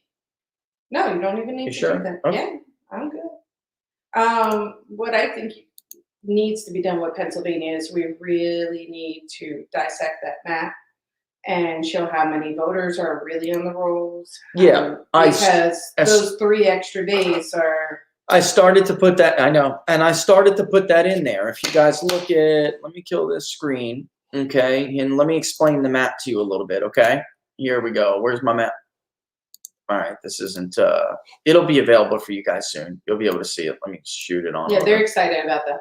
Okay, good. Mhm. Let me show the map to you guys. Can I put full screen layout? There we go. Okay, see the pies? See how it's a tiny little pie in Arizona compared to like Florida, for instance? That is the size of the voter file itself. So I started to do this, all right? And I just am not a big techie guy, so like I'll say include this, right? I mean, I actually did learn to code. So I'm not as good as some of the other people out there, right? But I do what I can. See at the very bottom, it says click state for crosstabs. I did that on both so people can tell the difference. So when you click on Florida, you will see it'll open, and it will not take you away from this page. It will open up another tab, okay?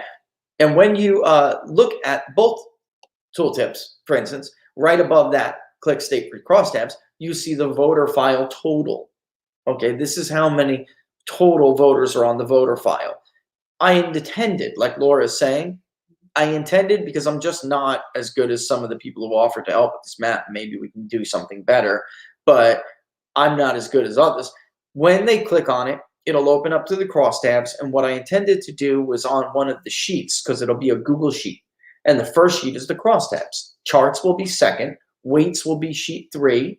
And then maybe sheets 4 will show specific areas, Philadelphia County, ward, whatever. This is how many voters are on the voter file. There are how many inactive voters are on the voter file. That is what I intended to do. Mhm. So this way, it's just a matter of us putting it in columns in Google Sheets, and then people can see, you know. First hand. Yeah, I would love something but I'm not great at this, you know, but I would love something where actually I could put an attribute. So if I know myself, we go over, it just wouldn't be automatic. It would have to be something I monitor. But so, for instance, in Pennsylvania, I could put a flag there. I can add attributes to the map. And I could say, you know, there's a flag. And the flag could have a click function. Yeah. So when they click on it, it can take them to what I'm talking about. Like, all right, there are this many Clark County, Nevada. There are this many votes on the voter rolls in Clark County. We're above this. That must mean we're into inactive vote ballots or something, right? Because I do believe that's a worthwhile thing to look at. I really do, folks. I do. The media lies. Of course, there are people who, and they were talking about Robert Cahaley from Trafalgar on Fox yesterday. And they were kind of like smirking. Martha McCallum with her stupid smirk. She's over there smirking when she reads the quote about Robert saying, you know, Pennsylvania is the one state where I think they could steal it from Trump. Are you seriously suggesting they don't steal votes in Philadelphia? Stop insulting your intelligence, the intelligence of your viewers. Is why I say Fox News is the biggest fraud going. Because they are the biggest frauds going. They know damn well there was a massive voter fraud scandal that was just uncovered there, and people went down for it, including election judges, politicians, and part of the people who were part of the scam. Come on, 3 cycles running. We know now for a fact Hillary Clinton's vote margin was not legit. We know it's not. It's in the indictment, Martha. Go read it. So I don't know what your stupid smirk you have on your face. Did you call Pennsylvania correctly in 2016? Or did you regurgitate your own network's crappy garbage polls that were wrong? I just can't stand. How dare she mock somebody? Or Like, my favorite is like all of a sudden they're all pollsters.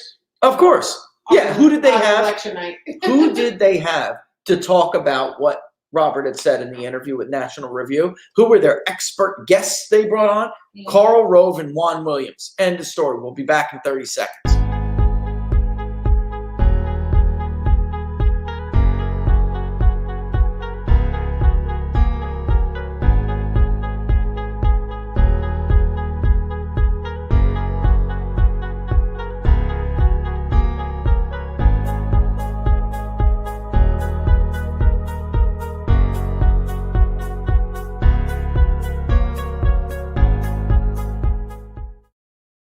All right, a couple of things first. I'm going to breeze right through what I was just saying, actually, with Juan Williams and Karl Rove. One of the dumbest things, at least Karl Rove, was like, there's no doubt social desirability bias exists. It's a phenomenon. It's not. I don't know what we're doing debating this. This is a phenomenon that pollsters have known about for many years. So I don't know what you're laughing and mocking. And Juan Williams was like, oh, you think pollsters haven't thought about this? In point of fact, Juan, they got worse in 2018. Point in fact, they haven't thought much about this, about how they would correct for it. Your news organization, with your stupid smug smile, you and Martha both, you stole Robert's question. Fox News now actively asks the Trafalgar question without giving him credit for it, and so does Tip IBD, without giving him credit.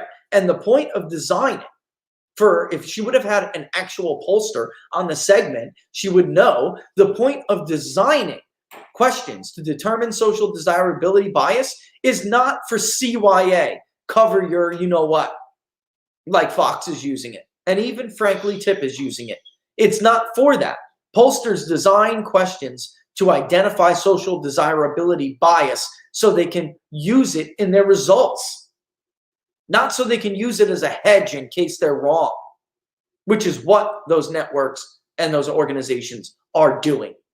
Nobody else has tailored social desirability questions like that. Nobody. And they're damn sure not doing it to include in a likely voter model to try to counter the effect of their polling modes and methodologies.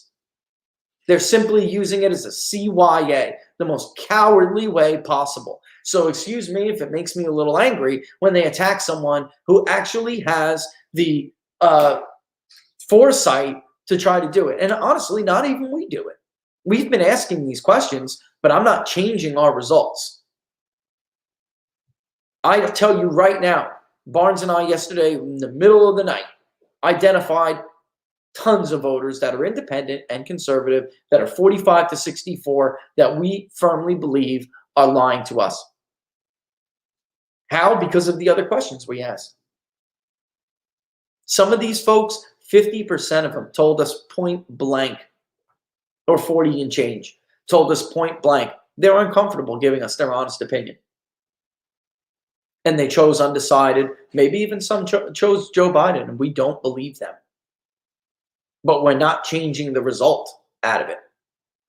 So he has the fortitude and the ingenuity to try something different. And these two, well, not Rove, but McCowan and Williams have the fortitude to mock someone like, have the gall to mock someone like him. It's a total joke. It's a total joke. It pisses me off. You know what makes me happy at night? Knowing Juan Williams' son is a Republican. That must really be a nice Thanksgiving conversation, right? All right, so there we have it. Also, one thing I want to get through, Laura was reminding me of a couple of things. We're short on time here. We're running out of time. Even if you haven't contributed to the public polling project, even if you're a viewer, I want to thank you for your viewership, because we wouldn't be as successful as we are if you didn't view the channel, if you didn't share it, if you didn't like it. YouTube would not have buckled, all right, to help monetize it, which also helps PPD to even do this. All right, I think it's I think it's worth noting, is my point. Some people can contribute with their money. Some people can contribute with their time. and we very both equally deserve recognition, and that's where we're going with this. All right, and then also, again, if you have not voted, I think I sent you the link, Laura. If you could give it to them again. If you have not voted on the project, we have got to close this out tonight and make a decision on what we're going to do. All right, whether that is tracking a state, 2 states, or doing another poll in one of the states we've done before. I don't know yet. I don't know what the answer is, but we will have to make a decision tonight. So please vote if you haven't voted already, especially if you are a constant viewer and constant contributor, because you guys are the ones who have fueled this. I'm stunned at the success of the public polling project. I'm stunned at it. And I do think we need more, but I do think we can get to where we need to be with the funds to track one or more states. I really do. Tracking is expensive because you have to track every day. It's not a snap poll, but I really think we can get there. Somebody asked for like Michigan, Minnesota, and it would be cool if we could just track the Rust Belt. And Wisconsin, but I was like, that's a lot of money, guys. It's a lot of money. But yeah, you know, I do think we can get there. And there have been some people who have stepped up more than I ever thought anybody would.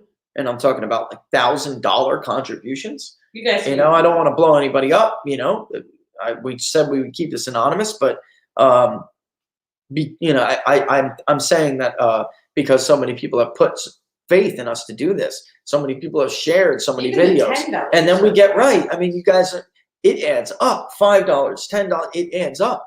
It does, because you're watching a video and then you're sharing it, and maybe somebody who just saw it for the first time gives $5, $10, and I tell you, the alarm's going off all night long, right? It is. The alarm is going off all night long because we have the That's why we work so hard trying to get you the most accurate data that you can. Yeah, absolutely. And then if Barnes said yesterday, I think it will be cool, based on what we find, he's doing it separate from our polling results. So a lot of times, Robert, to say, I see what you're saying, Rich, and I get it. You know, it's Biden's got a lead in Pennsylvania. But I'm looking at these groups and I think you're wrong. So he wants to put up a model of different areas. And he also was right that we should target specific counties a little bit more with oversamples. Absolutely right there. So Erie County, Bucks County, Chester, Luzerne, Monroe, these areas should be in Pennsylvania, for instance. They should be real Lackawanna, right? Somewhere where Joe Biden is hoping to not only hold, but to expand margins from Hillary Clinton. That was his best county in our polling. So we made what's called a multivariable or Earth. Hold on one second. I'll even get them the correct name. Forget sometimes. Let's go back to variables. I'm not going to save this crosstab because I'm going to change it anyway with new responses. I keep forgetting what they call it on here. Regrouping variables. And so what we did was we took Monroe, Luzerne, and Lackawanna, and we put them together. Monroe is one of those counties that Trump did better in than like most Republicans ever, and he feels like he can really flip it and expand it. When we put it together, it did look like he was leading in Monroe. He had a very big lead in Luzerne, and Joe Biden had a slight lead in Lackawanna. So together, it was still like a Trump plus, region. But it was a couple. When I say a couple of points, I mean Joe Biden had a couple of point lead in Luzerne. It was not enough, to offset the votes that Luzerne seems to be moving more to Donald Trump. Erie is another battleground. Democrats made some gains in registrations there. Funny how all the usual suspects posing as political analysts, funny how they made such a big deal out of Democrats adding a couple hundred more registrations in Erie County. I thought registration trends don't matter, right? Mm-hmm. So it's worth pointing out. It is possible there. We had Trump up by 10 in Erie in the September polling. And then when we did this last one, Biden certainly battled it. Trump was barely up. And then it's possible, that Biden could do better in Erie. Trump only won it by 2. So, but Republicans have made really big gains there. That'll be a very important county. Okay. Very, very important county. All right. I think, yeah. So we are going to see this next week, 10 days, we are going to see stuff in polling, and I should be able to have a pretty good grasp on whether Biden's going to get the electorate he needs, because there are people I just don't think Donald Trump can flip and convert. So it really is all about turnout. And if Joe Biden does not get that electorate, and because they're coming out for Trump big time, they are coming out. And I see David's comment in the corner of my eye. For instance, those 2, Ward 66 and the other ward, is one all the way to the northwest, one all the way to the south. There are 2 wards, the other one slipping my mind, North 66, that Trump actually killed it in Philadelphia. That's how he got 18%. When we polled, if you remember, it looked like a bigger margin for Trump in Philadelphia than last time. And for us, that was surprising. But then Susquehanna sent this article and was like, the 2 counties Trump could win, even big again. That is no doubt where it was coming from. So potentially they were a little overrepresented in our Philadelphia sample. I wouldn't be surprised if that was true. But we saw a lot of things like State College being way overrepresented in Center County. Yet Trump was on the cusp of flipping Center County. All right, about 38% in Allegheny with tons undecided. So that's just one state. So Barnes wants to take what we find and basically extrapolate it out. And if we oversample certain counties, it will make his job doing that a lot easier. All right. So, there you have it. All right. There you have it. Can I say something? Of course. I just wanted to say, I sent Oh, a of course. message out, I think 2 days ago, about how I appreciate the community that we have all built together. And the outpouring of love was humbling. I was showing Rich all your comments and tweets. Yeah. You guys are awesome. Yep. It's true. And we love reading them. They're great. We love Very reading them. humbling. Yeah, I'm not even sure we put North Carolina on that list. I just don't see it, folks. I know if you're a Trump supporter, you're hearing all of this stuff about early voting. I have listened to Michael McDonald in North Carolina since 2014. And I know, that is my alum. So I'm very familiar with him and his work. All right. There is, for instance, what is it? Henderson, I think it is. I took one look at it yesterday just to give people a little, because I get so much of this from North Carolina. That is a huge Dem crossover area, meaning they are registered Democrats and they voted for Donald Trump, all right, en masse. I mean, it was a big crossover county. Much of their vote out there, like the lead where it's coming from, is disproportionate to some of these crossover things, So we don't talk about the Slimer here, Elizabeth. He is not a serious person.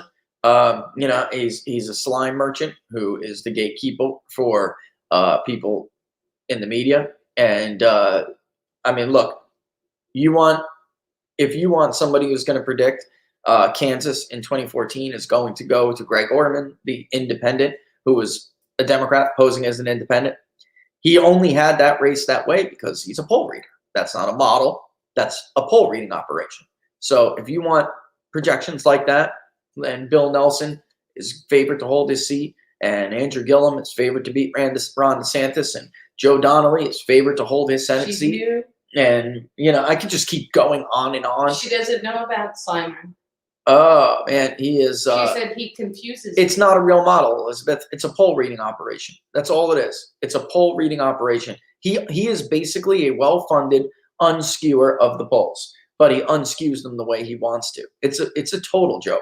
So that's where it is. In any event, moving on. So taking a look at some of these areas, it looked like some of this was big crossover country. So I am not at all I've just seen this so many years now. And then when you try to poll North Carolina, those crossover Dems are so hard to reach that every poll comes back and you don't see the crossover in the actual polling results. All right. And this is one of the more famous, and I keep putting this up, but I'm doing it to remind you. If you guys remember in 2016, you heard Michael, and the New York Times was putting up a tracker about what it means, that their polling was not showing the double-digit crossover Dem vote that happens in North Carolina at the presidential level, and even to a lesser extent, but even at the senatorial level, because it is still, we're talking about federal parties, and partisan voting intentions are stricter at the federal level. But at the same time, that doesn't always bode well for gubernatorial candidates, because Tip O'Neill, the famous Democratic speaker, I wish there were men like Tip O'Neill around still, unfortunately, but we don't have many of them. The governor just said he's going to drag Cunningham across the finish line on hot mic. Did he really? Persuasion. Yeah, so Cooper is benefiting from that old adage that all politics is local. There are definitely, not only are there Democrats who will vote Republican at the federal level, especially for president, who will vote Democrat at the local level, but there are Republicans who will vote Democrat at the local level in North Carolina. It is a very funny state like that. In fact, about a year ago, when we polled Cooper's approval rating, it was like 26% of Republicans said they at least somewhat approve of Governor Cooper. Now, that we don't have during the pandemic, but I saw a lot of polls suggest that number held steady actually around the pandemic.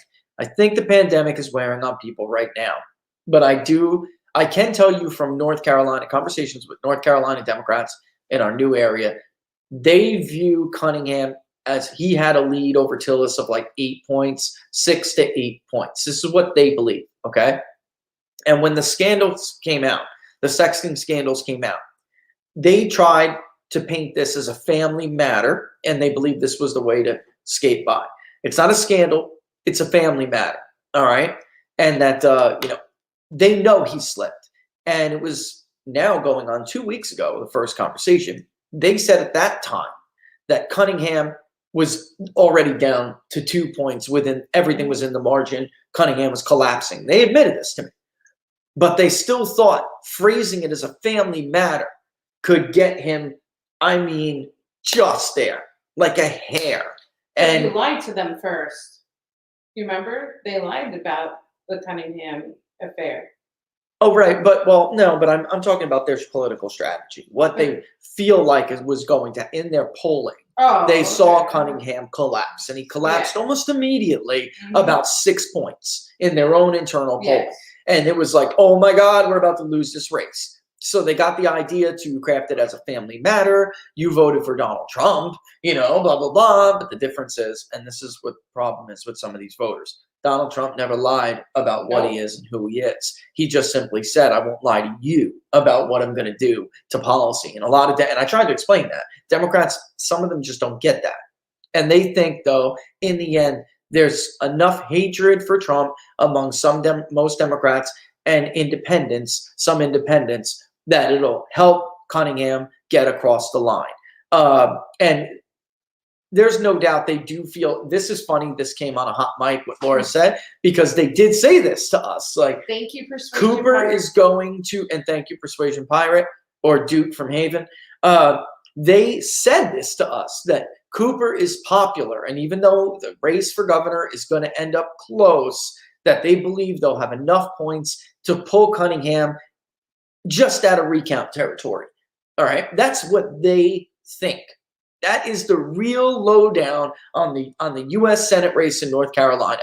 They do not believe Cunningham still has a 5-8 point lead. Not at all. They think he completely collapsed, but because he was ahead in their polling, at least for so long, that he can hold on just a little while longer.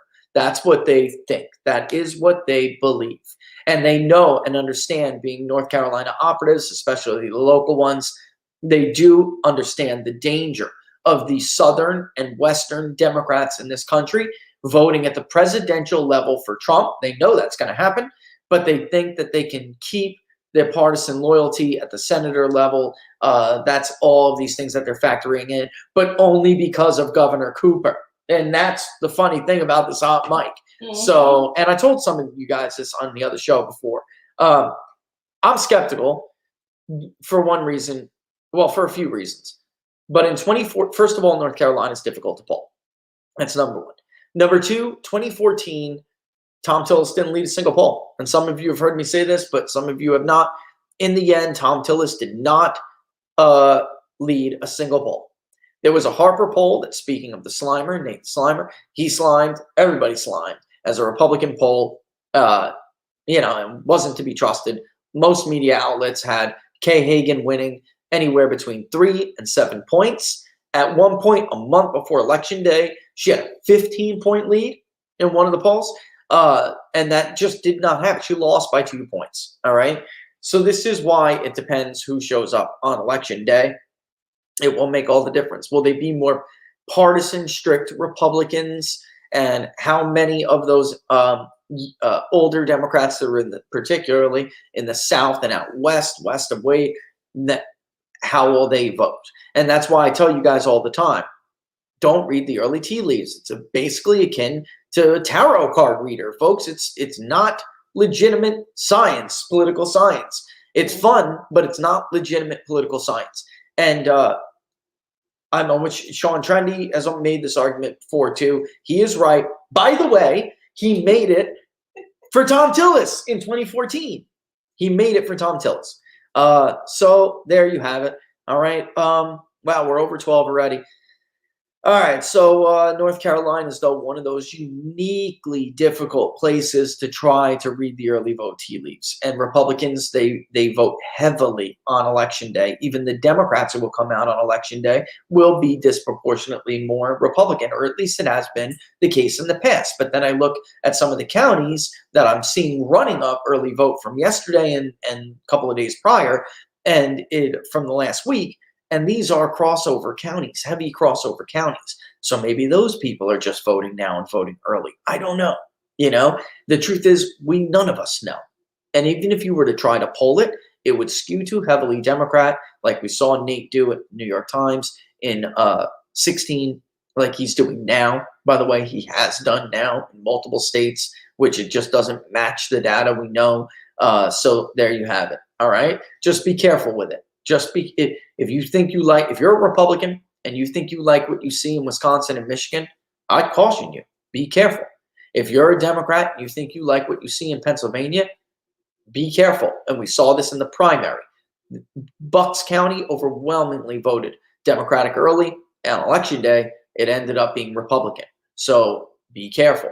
And in Florida, every damn year, Democrat leads insurmountable, right? Every year, only to watch the right hook from Election Day come and overtake them. And this is, and it's almost like, and I don't mean this to make fun of mental illness at all, but you have to be like a certain kind of retarded to not be able to break this madness, right? And it comes from a confirmation bias. It comes from seeing what we want to see. Or that's what we do with early vote. It's a human, some human behavior traits are very interesting to study, but they're also very maddening. We always want to see what we want to see. So Republicans look at the Rust Belt, they like what they see. Democrats look at North Carolina, they like what they see. And, some things, Florida remain to be seen. It's confirmation bias. Don't fall into it. Certainly don't give yourself a coronary over it. Okay. All right. So I am going to bounce out of here so I can process Arizona and put the final results up on the map, which will be published on both Big Data Poll and PPD, I think. It's really Big Data Poll's work. It's just PPD sponsors the podcast. That's how this went. We used PPD to sponsor the podcast and whatever we do here. And Laura is going to Wirecast, which is going to be dope.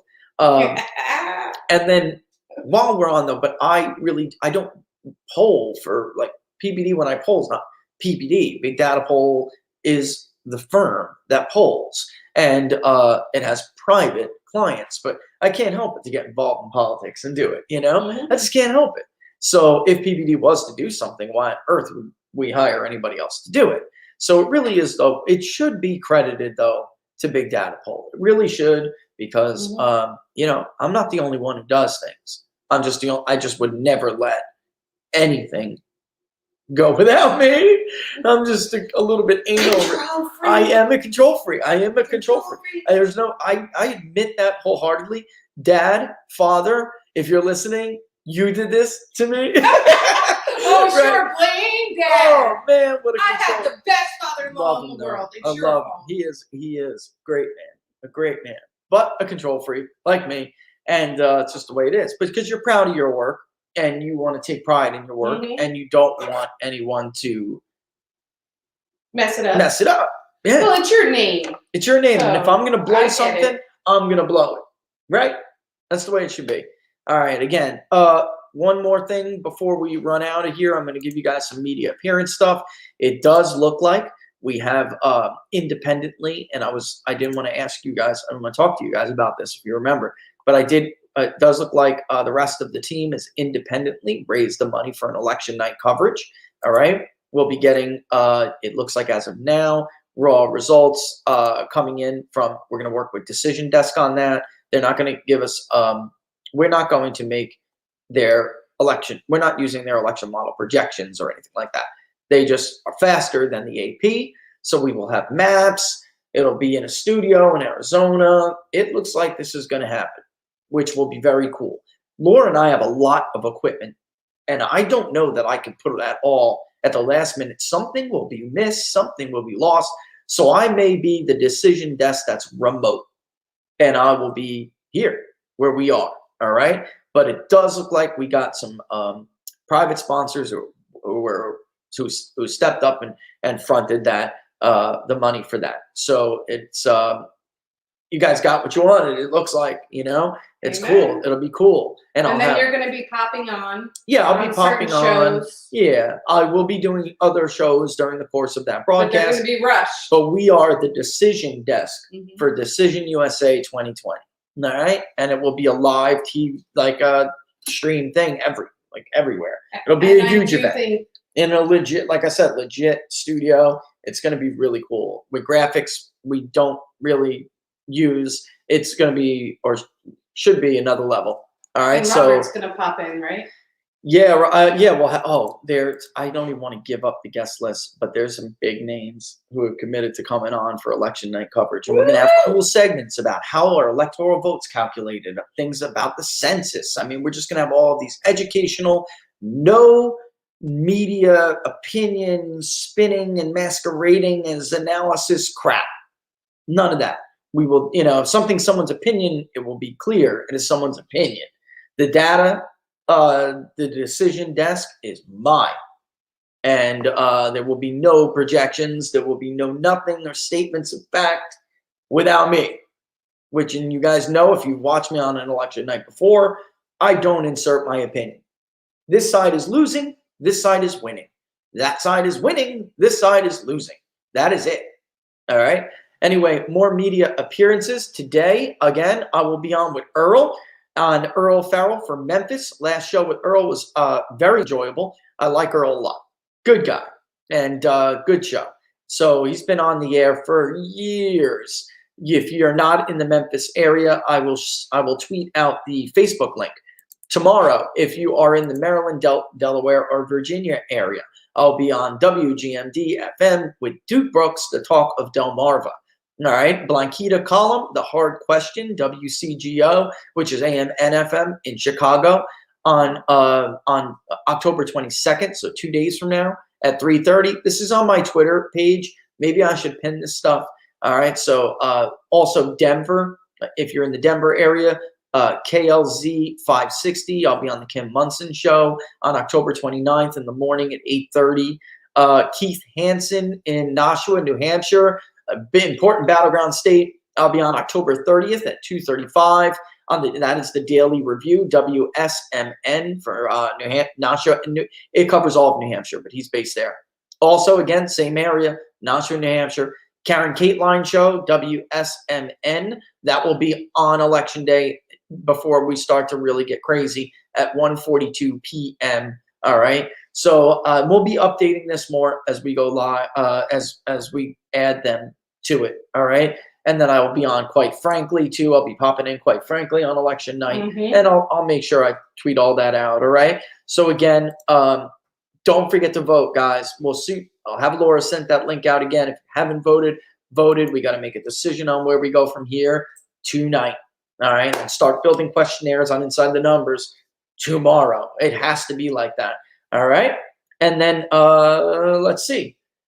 Again, to contribute to the public polling project, Venmo.com/People's Pundit or PayPal.me/People's Pundit.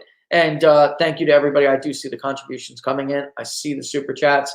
We love you for it. It'll all go toward that. And on Friday, we'll talk about the financials. All right. So let me get Let me get to work on this Arizona thing.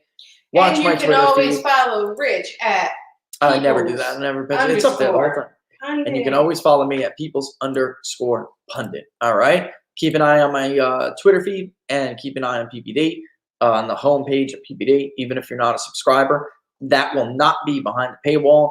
It doesn't matter anyway because it's going to be on Big Data Poll as well. But you can view the map both places there. All right. Sometime before the end of this day, but it will be up there. And then from then on in, it will it'll be added other charts for the tracker if we decide to go with track, which I think we should do, and I think we can do, no matter what state or states we pick. All right, so that's it, folks. That's it for Inside the Numbers today. A little bit over like we did with One of the Odds yesterday. A lot to talk about. Thanks for watching. We love you. We'll see you tomorrow at 10 a.m. Eastern Standard Time. All right, all the best. I'll leave you with the soothing sounds of the Bowen Band.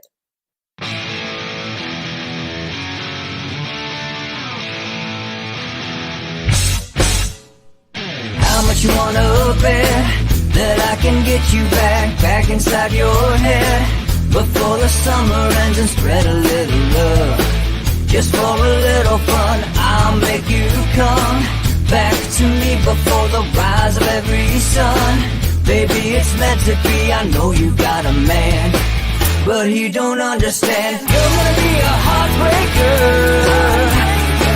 You're such a love taker. So just suck me in and you can toss me like a cigarette. 'Cause I just wanna be a bad habit, yeah.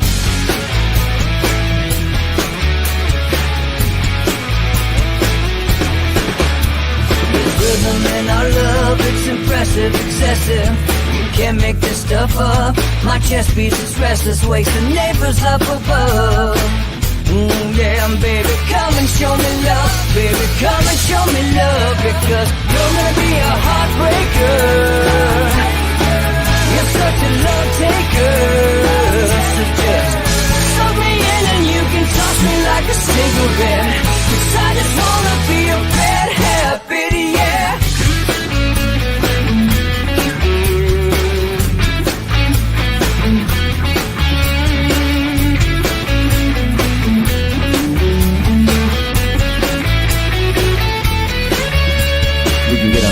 Take a one-way ride, steal us away to find a place we can hide. It wouldn't take much to spear for a knife to give into the need and leave it all behind. 'Cause I know that you know that I know that you want me. You told me, now show me, come blow me away. 'Cause I know that you know that I know that you want me. You told me, now show me, come blow me away. You're gonna be a heartbreaker.